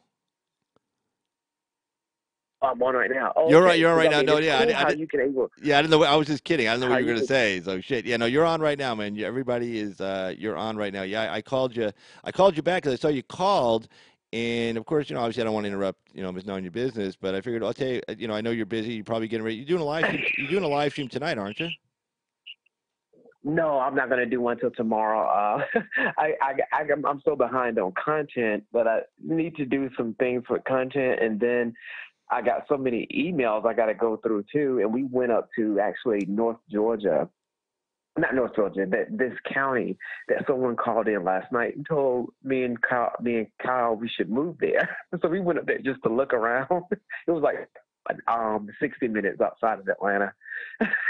But we liked the area. We went up there to look. So, but I like how you have your setup is now you have a switchboard, right? Is that what you're doing your calls that are coming in? What I have is that Skype thing was driving me insane, and I see Logan has a problem with it every once in a while too. So what I did was I got a mixer board and I use my cell phone. I have Skype on my cell phone and I run then through like this. It's called an iRig 2, and I run the cell phone cable right directly into the mixer board, and the mixer board runs through a USB line into the computer. And so then I also run my dynamic mics through the mixer board also. So all my audio input, except for like things coming off like videos and stuff, runs from the mixer board into the vMix production through a USB port that goes in right into the laptop, or like a desktop if you're using a desktop, or like in your case into like it would be your Mac. So the mixer board, the nice thing about the mixer board, you can adjust. I mean, like Ecamm, I'm sure is like vMix, where you can adjust the gain settings and the audio settings within that. So it's like having a mixer board inside your program. But the nice thing about the mixer board is that when you're doing a live stream and you got these different windows open, it's kind of hard to be bouncing back and forth and trying to talk at the same time because you're trying to open different windows on your computer screen. But if you got the mixer board right to your right, like I got mine, then you can just it's right there. You can adjust the knobs. The knobs are real big. It's not like you're using a mouse or something. So what's going on with your doggy? Oh, okay. I gotta see if I can get that, if that can work with the Ecamm, because I mean I just don't know how, because I do like using the Skype to come through, and I have Skype on the cell phone. It's just that I have not purchased the mixer board yet to actually because I want to make sure it works well with the ECAM. I got to contact them to see how that works. Well, you yeah, know? yeah. What you do is like you just like punch it up on the search for like Ecamm mixer board. What's the best mixer board? There's probably tutorials already on it. Like vMix does tons of tutorials. I'm sure Ecamm does the same thing, and then it'll punch up different tutorials. Or Ecamm, I'm sure like vMix has different chat rooms, and you can write down, hey, I want to use a mixer board with Ecamm. What's the best mixer board? How do you use it? How do you set up? And there'll be topics people have already discussed this, and you just it'll pop up. Yeah. Okay. Yeah. That's what I'll do. That's what I'll look at because I do want to get to that level. But let me get to this thing about the abortion that you were talking about. Yeah. You know, when I think about this abortion thing with these liberals and how, and I think about children, then I think about these children that are born, and especially the problem that we're having here in Atlanta. And I went to a town hall that we had the other day, and it's, how this crime is just atrocious here. And it's mostly juveniles. And these juveniles are repeat offenders. They get caught, and then they go back home and get back out in the street and do the same thing over and over. People are getting killed, cars are being stolen, people are being robbed, and these parents, and I'm just going like, I don't know, this abortion thing is like, when I think about Casey Anthony and stuff like that, she had a beautiful child. This child was born and then she killed it. Yeah. I'm going like, well, maybe if, I don't know, abortion, if a woman, I look at their choice to do that, if they can live with the fact that they are killing their kids, but, if they can kill a kid or to have it and bring it here in the world and neglect it, beat it, abuse it, I'm going like, well, which one, and then kill it? It's like I'm on the fence about it as far as getting rid of abortion. And these blue states, if they want to kill their kids, that's less liberals, I think. Well, no, I totally disagree with you on that. Because in other words, you can't have a society where you condone murder. Hey. I think. Oh, sorry. It sounds like. I think the guy. I sold my car today, and I think the guy's here to. Let me see. I think he's here. Just a second. I'm sorry. Yeah, go ahead. Okay, No, he is here. I hold on. I'm gonna call right back. I sold my car today, so the guy that bought it is here to pick it up. So I got to do the title and bill of sale. So I'm gonna leave you on. I'm gonna call back in just a second. All right, man. Keep that in mind. I'll call right back. Okay. Thanks. All right, man. All right. Take care. Bye-bye. And that was the great Axe Truth. He had to go take care of his. I guess he's selling a car today, so I guess he got a new car. Good deal, man. But hey, yeah, I don't want to have a conversation with Axe without him being on the phone. But yeah, I just totally disagree with that. I think it's important as a society that we don't condone murder. It's like blue state, red state, whatever state, because it can only lad.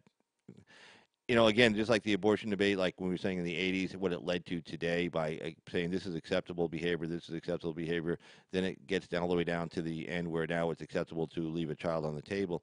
And then if we say, well, if you're a blue state and again, if there is no federal law on homicide, there's no federal law on murder. There are penalties. You can get the death penalty if you commit certain acts of terrorism and things like that, and you kill people, based on an act of terrorism. Like the guy who Oklahoma City, that guy, he got the death penalty, that kind of thing. But there's no homicide statute per se in federal law. But again, there is the Fifth Amendment that says you cannot, government cannot deprive a person the right to life, liberty, or property without due process of law. And obviously, I can't see where you can come up with a definition of life,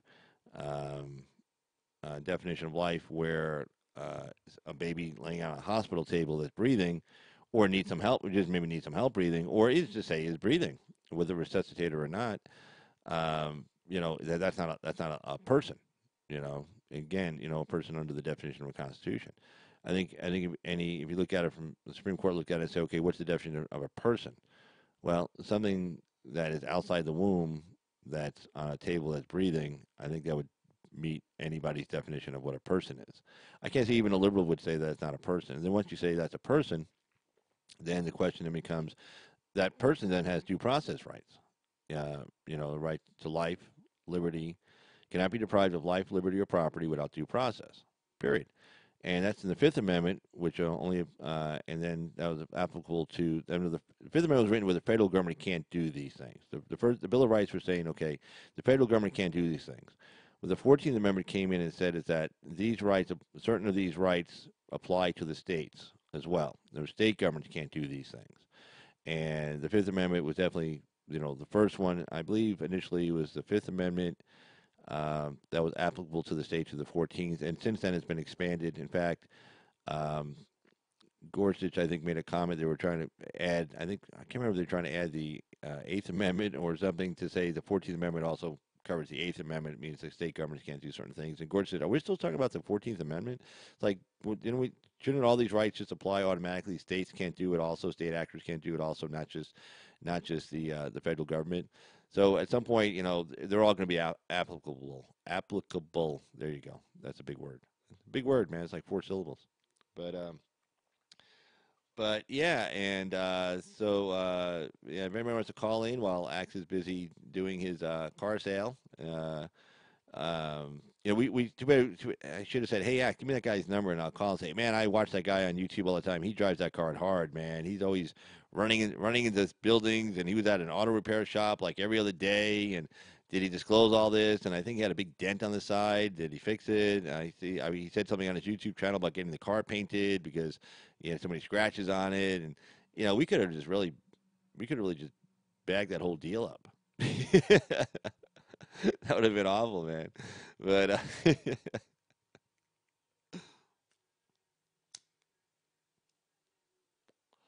but like I was talking with Axe, it's like it's a question of when you set these production things up, again when you see us on here doing these live productions, there's a whole lot of stuff going on behind the scenes to get it to work right, and that's why like I always say, let's see who's this. Let's see, we'll see who this person is.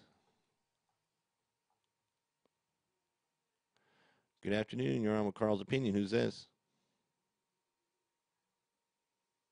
Hey, James. How you doing?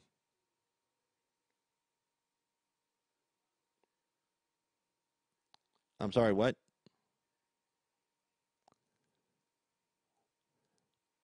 Yeah. Well, hey, James. Tell you what, man. The only 2 people who heard that were you and me. So have a good one. Bye. And at Carl's Opinion, we do have the ability to screen our phone calls here. I have like 3 guys working for me in the back, and those 3 guys are my screeners. They even sound like me on the phone, but they're not. So there you go. But so the ability to screen phone calls, an important asset in any live call-in production. So, but yeah, I want to thank all the moderators out there. Yep, Talise, definitely a troll. Definitely, without a doubt. Definitely a troll. Yeah, like I said, if you guys spot any of them in the chat room, man, no, like I said, 0 tolerance. No warning shot is required. Just zap, zap, zap, zap, zap. I'll back you up. Don't worry about it. If you make a mistake, well, you can't make an omelet without breaking a few eggs. You know what I'm saying? So if you actually get somebody off that maybe should have stayed on, that's okay. I was calling from the UK. James, sorry, man. You sounded like you were a troll, man. I think you were saying a different word, but anyway, sorry about that, James. But yeah, oh well, life in the fast lane. But anyway, you weren't trolling. Well, what do you want to talk about anyway?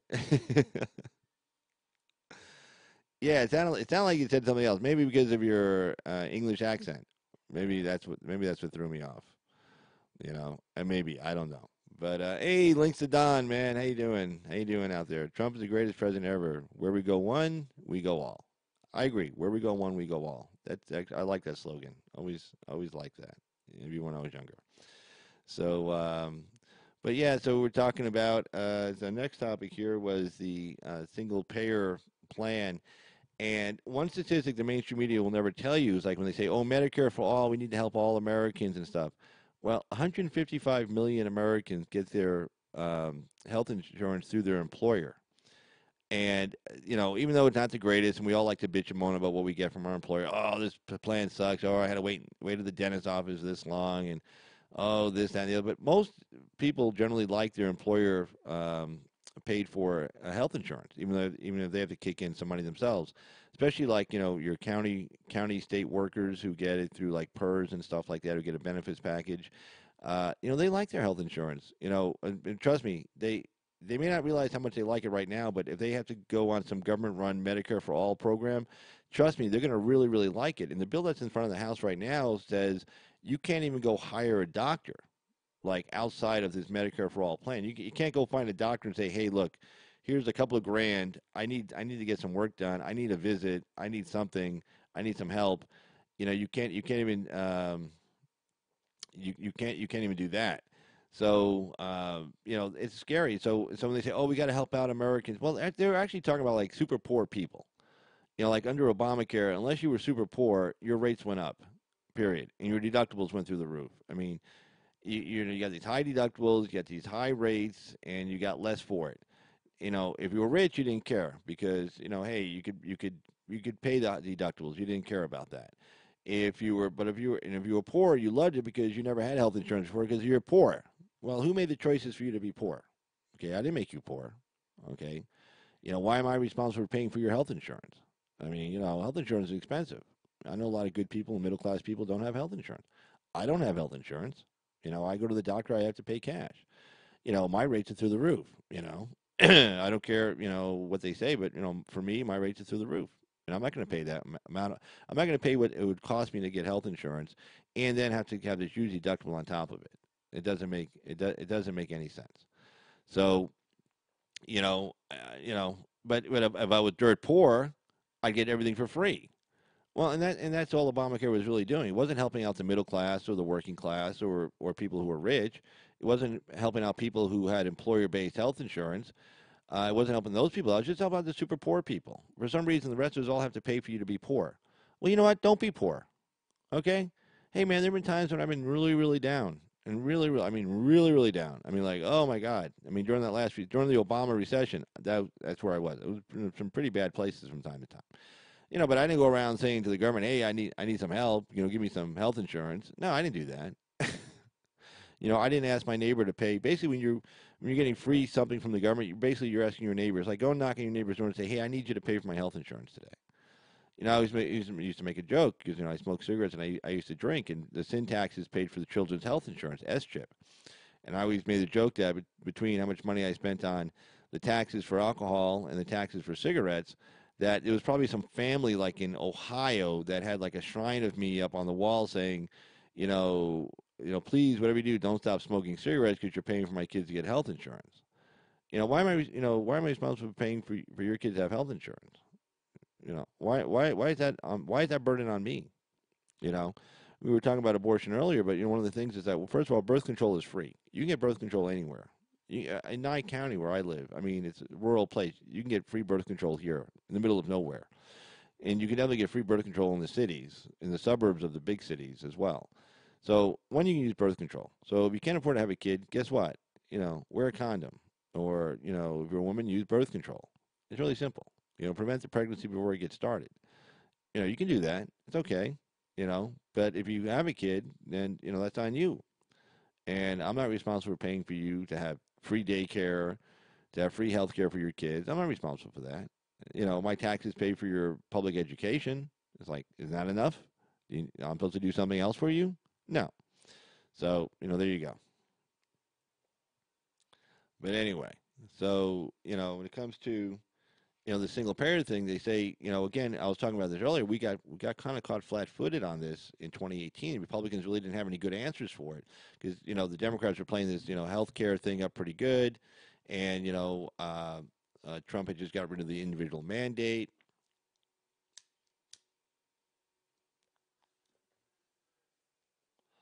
But the Republicans didn't do anything to fix the problem with health care. The health care, Obamacare was broken. But they didn't offer any kind of plan to fix it or anything. They didn't even do anything to tinker with it. So the plan still sucked. So the Democrats knew it still sucked, and so they ran on that, saying, "Look, elect us, we'll fix it." Without saying, by the way, we're the ones who gave you a broken system to begin with. But the Republicans didn't really have a good answer to that, and they got caught flat. We got caught flat-footed around the country on this health care thing. We didn't think it would take off because we figured, well, people will know who voted for this. It was all Democrats who voted for it back in 2009, 2010, and without any Republican support really. And they had a filibuster-proof majority in the Senate. They had 60 votes in the Senate, and so they were able to. Let's see here. Got a phone call coming in. Yeah, yeah. Who's this?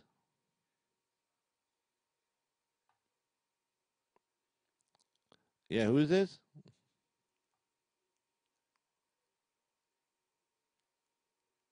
Ah, real funny.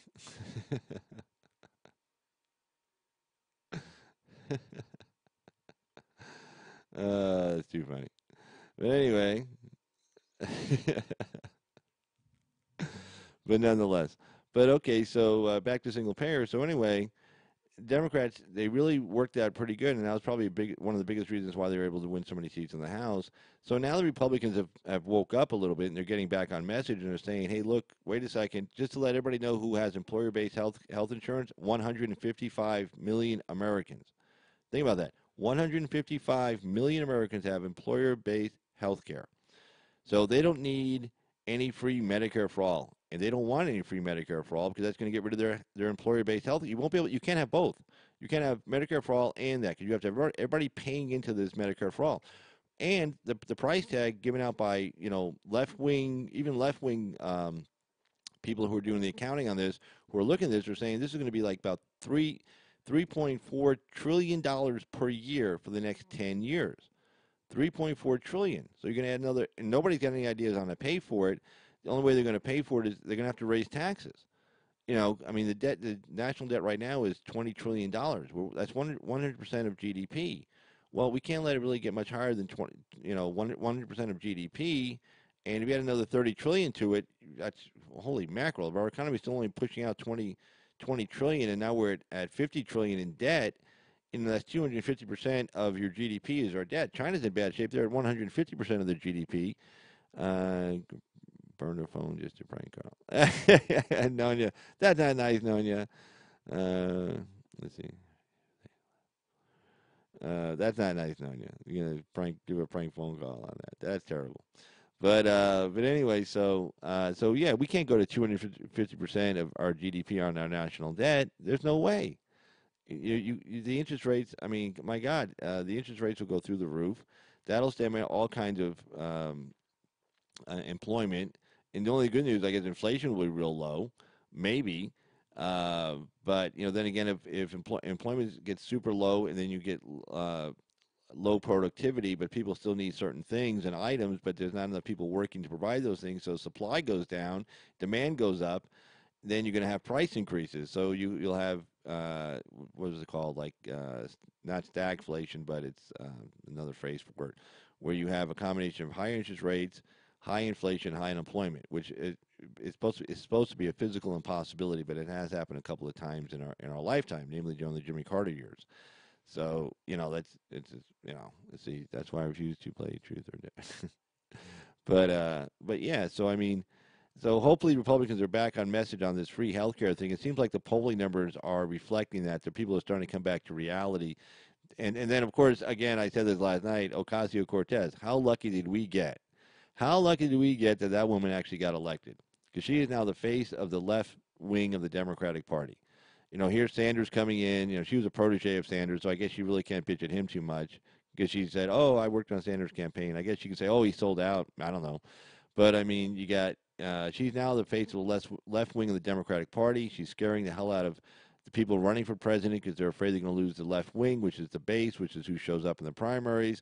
So I mean, you got mainstream candidates like Kamala Harris and signing off on her Green New Deal, and and then Bernie Sanders is saying, well, yeah, see, this is all now mainstream stuff. All stuff that people said was crazy just 2 years ago is now mainstream. It's like, no, it's still crazy. It's that you guys adopted it, so you think it's mainstream. It's not mainstream. It's mainstream on the left, and you guys are afraid of getting primaried. You're afraid of losing the primaries because the hardcore left is going to come out to vote in 2020 in the primary elections, and so now you're having to pivot to the left to sound like a bunch of idiots. And you're following someone like Ocasio-Cortez and the other two freshman women congresswomen as well. You're following them, right off a cliff, and good luck. Hope that works out for you. But wait, hold on a sec. Hold on. I got to get that. Hold on. Hold on. Be right back. Don't go, okay, everybody don't go nowhere. Somebody at my front door. Hold on.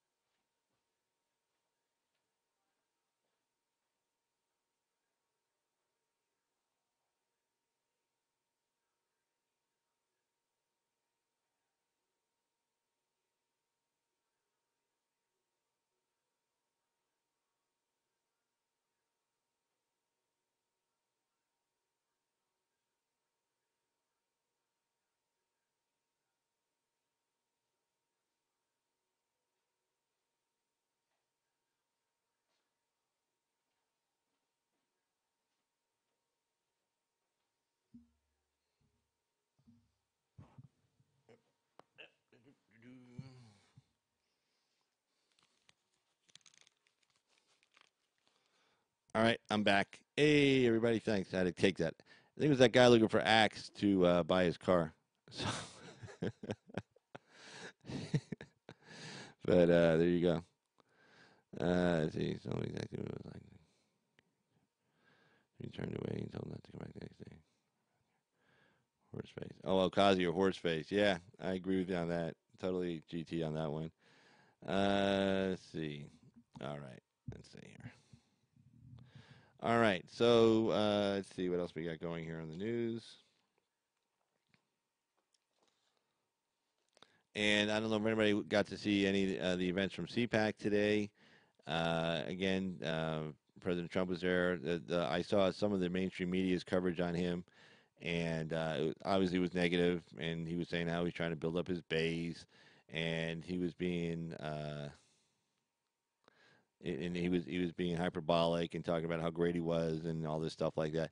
But the thing is, though, if the mainstream media just covered him fairly, if the mainstream media just covered him fairly, he talked about all the good things that are going on in the country right now, he wouldn't have to brag so much. It's like the old saying, like, gee, if I don't, it's like, gee, are you bragging about yourself? It's like, yeah, well, if I don't, nobody else will. Same thing.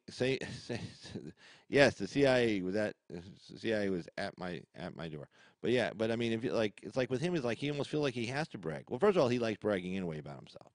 But when he's out there, and I'm sure he watches, MSNBC and CNN from time to time to see what they're talking about, or his staff watches and tells them what they're talking about. And it's like, well, Jesus, why don't they talk about what, like with North Korea, everything, oh, he failed. Well, no, how about like talk about North Korea, about like where we are today versus where we were like, 4 years ago or 3 years ago? Why don't they talk about the progress that's made with North and South Korea?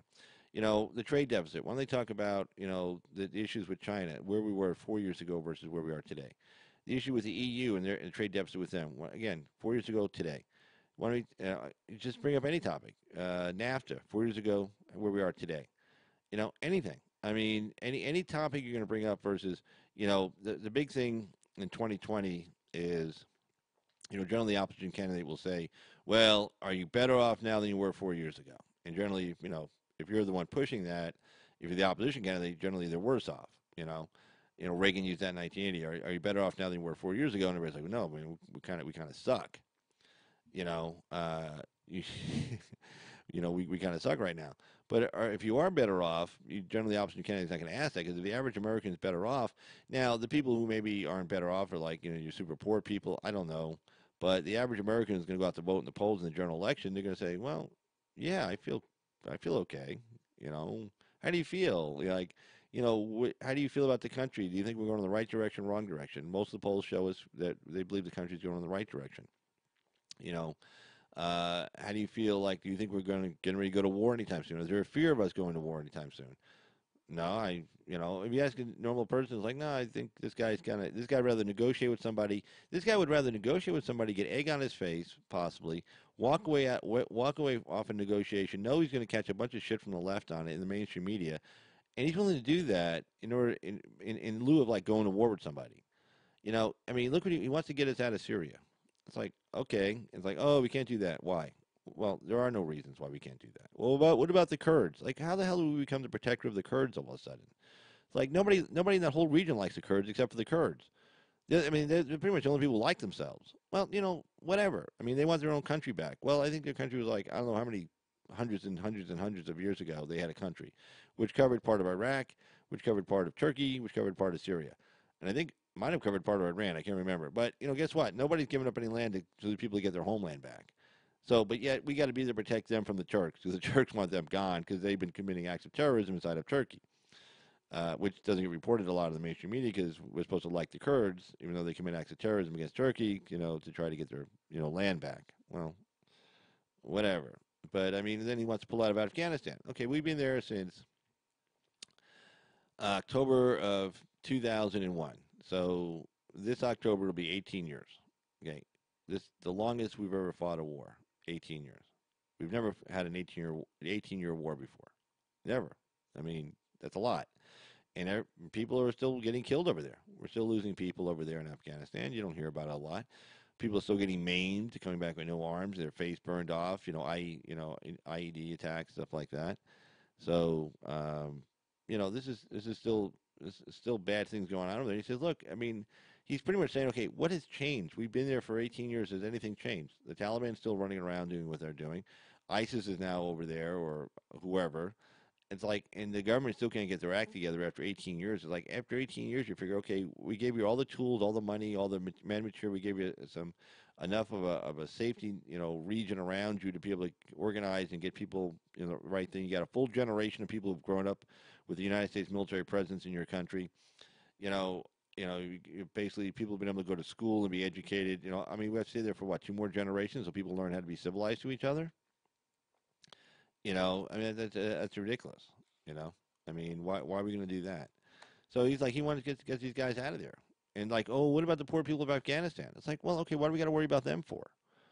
Okay, how did the poor people of Afghanistan become our problem? We've given them their freedom for the last 18 years from the Taliban. Okay, and they've chosen either for whatever reason, either they don't want their freedom, or they're not as strong as the Taliban, or whatever, or they don't have a better argument than the Taliban, or most of the people want the Taliban. Most of the regular folks on the street probably want the Taliban, as quiet as it's kept, and yet somehow now we're responsible for the Afghanistan people. No, we're not. I mean, you say, it's not like we invaded the country, blew it up, and turned it into shit, and like, oh, well, now it's ours, we got to make it better. No, the country was shit when we attacked it. It was run by the Taliban. They were slaughtering women left way and sideways. There were, lots of rapes going on, all kinds of nasty stuff. So I mean, it was shit, before we got there. When we got there, if anything, we made it better. Well, we've been there for 18 years making it better. Well, enough's enough. Okay? If you can't fix it now, fine, deal with it. Look, there's lots of minerals in that country as well that are used for computers and stuff like that. Lots of mining interests. There's a pipeline that needs to go through there, the whole 10 yards. But, let somebody else take it over.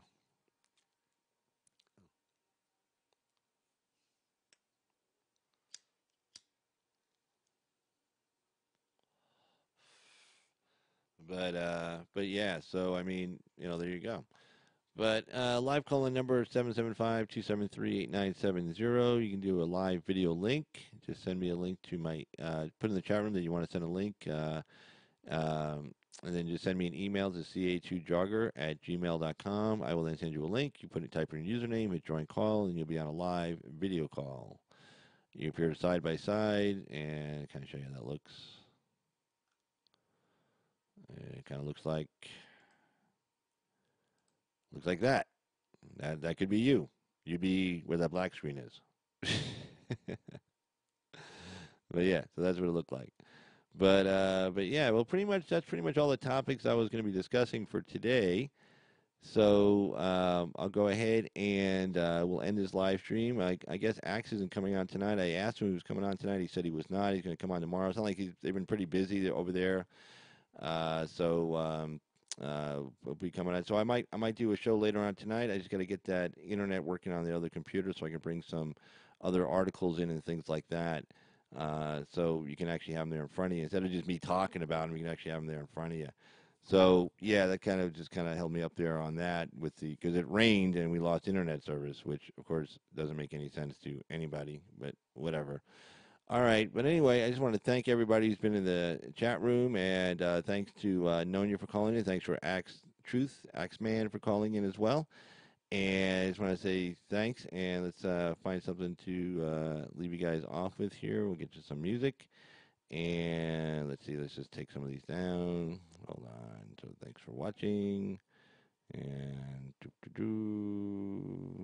boom. Nope. Boom. All right, guys. Anyway, let's see. Bring this back up. Have a good one. Take care, and I'll see you. I might come on later tonight, or I might just come on tomorrow afternoon. But I'm good chance I might be coming on later tonight, and hopefully you guys will get the notification. So have a good one. Take care. I still lie on the fumes. I've done everything I know I can do. I'm still up on you. I'm still up. I'm still up.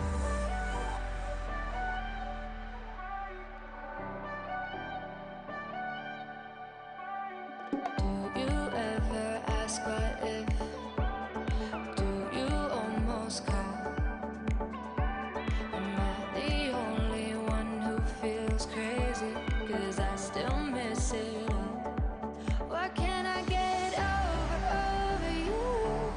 Your love is a fire, still high on the fumes. I've done everything I know I can do. I'm still up on you, I'm still up on you. Bags underneath my eyes, all of these sleepless nights without you in my life. Nothing I haven't tried to get you off my mind. There's no good reason why. I'm still up.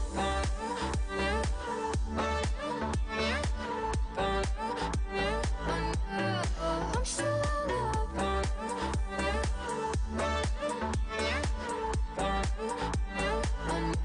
Why can't I get over you?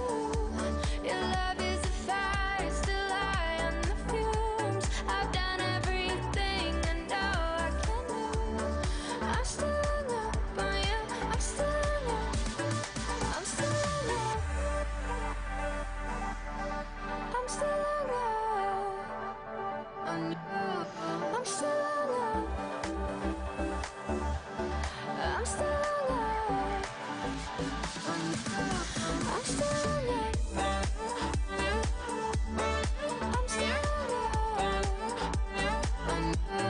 I'm still alive. I'm still alive. I'm still alive.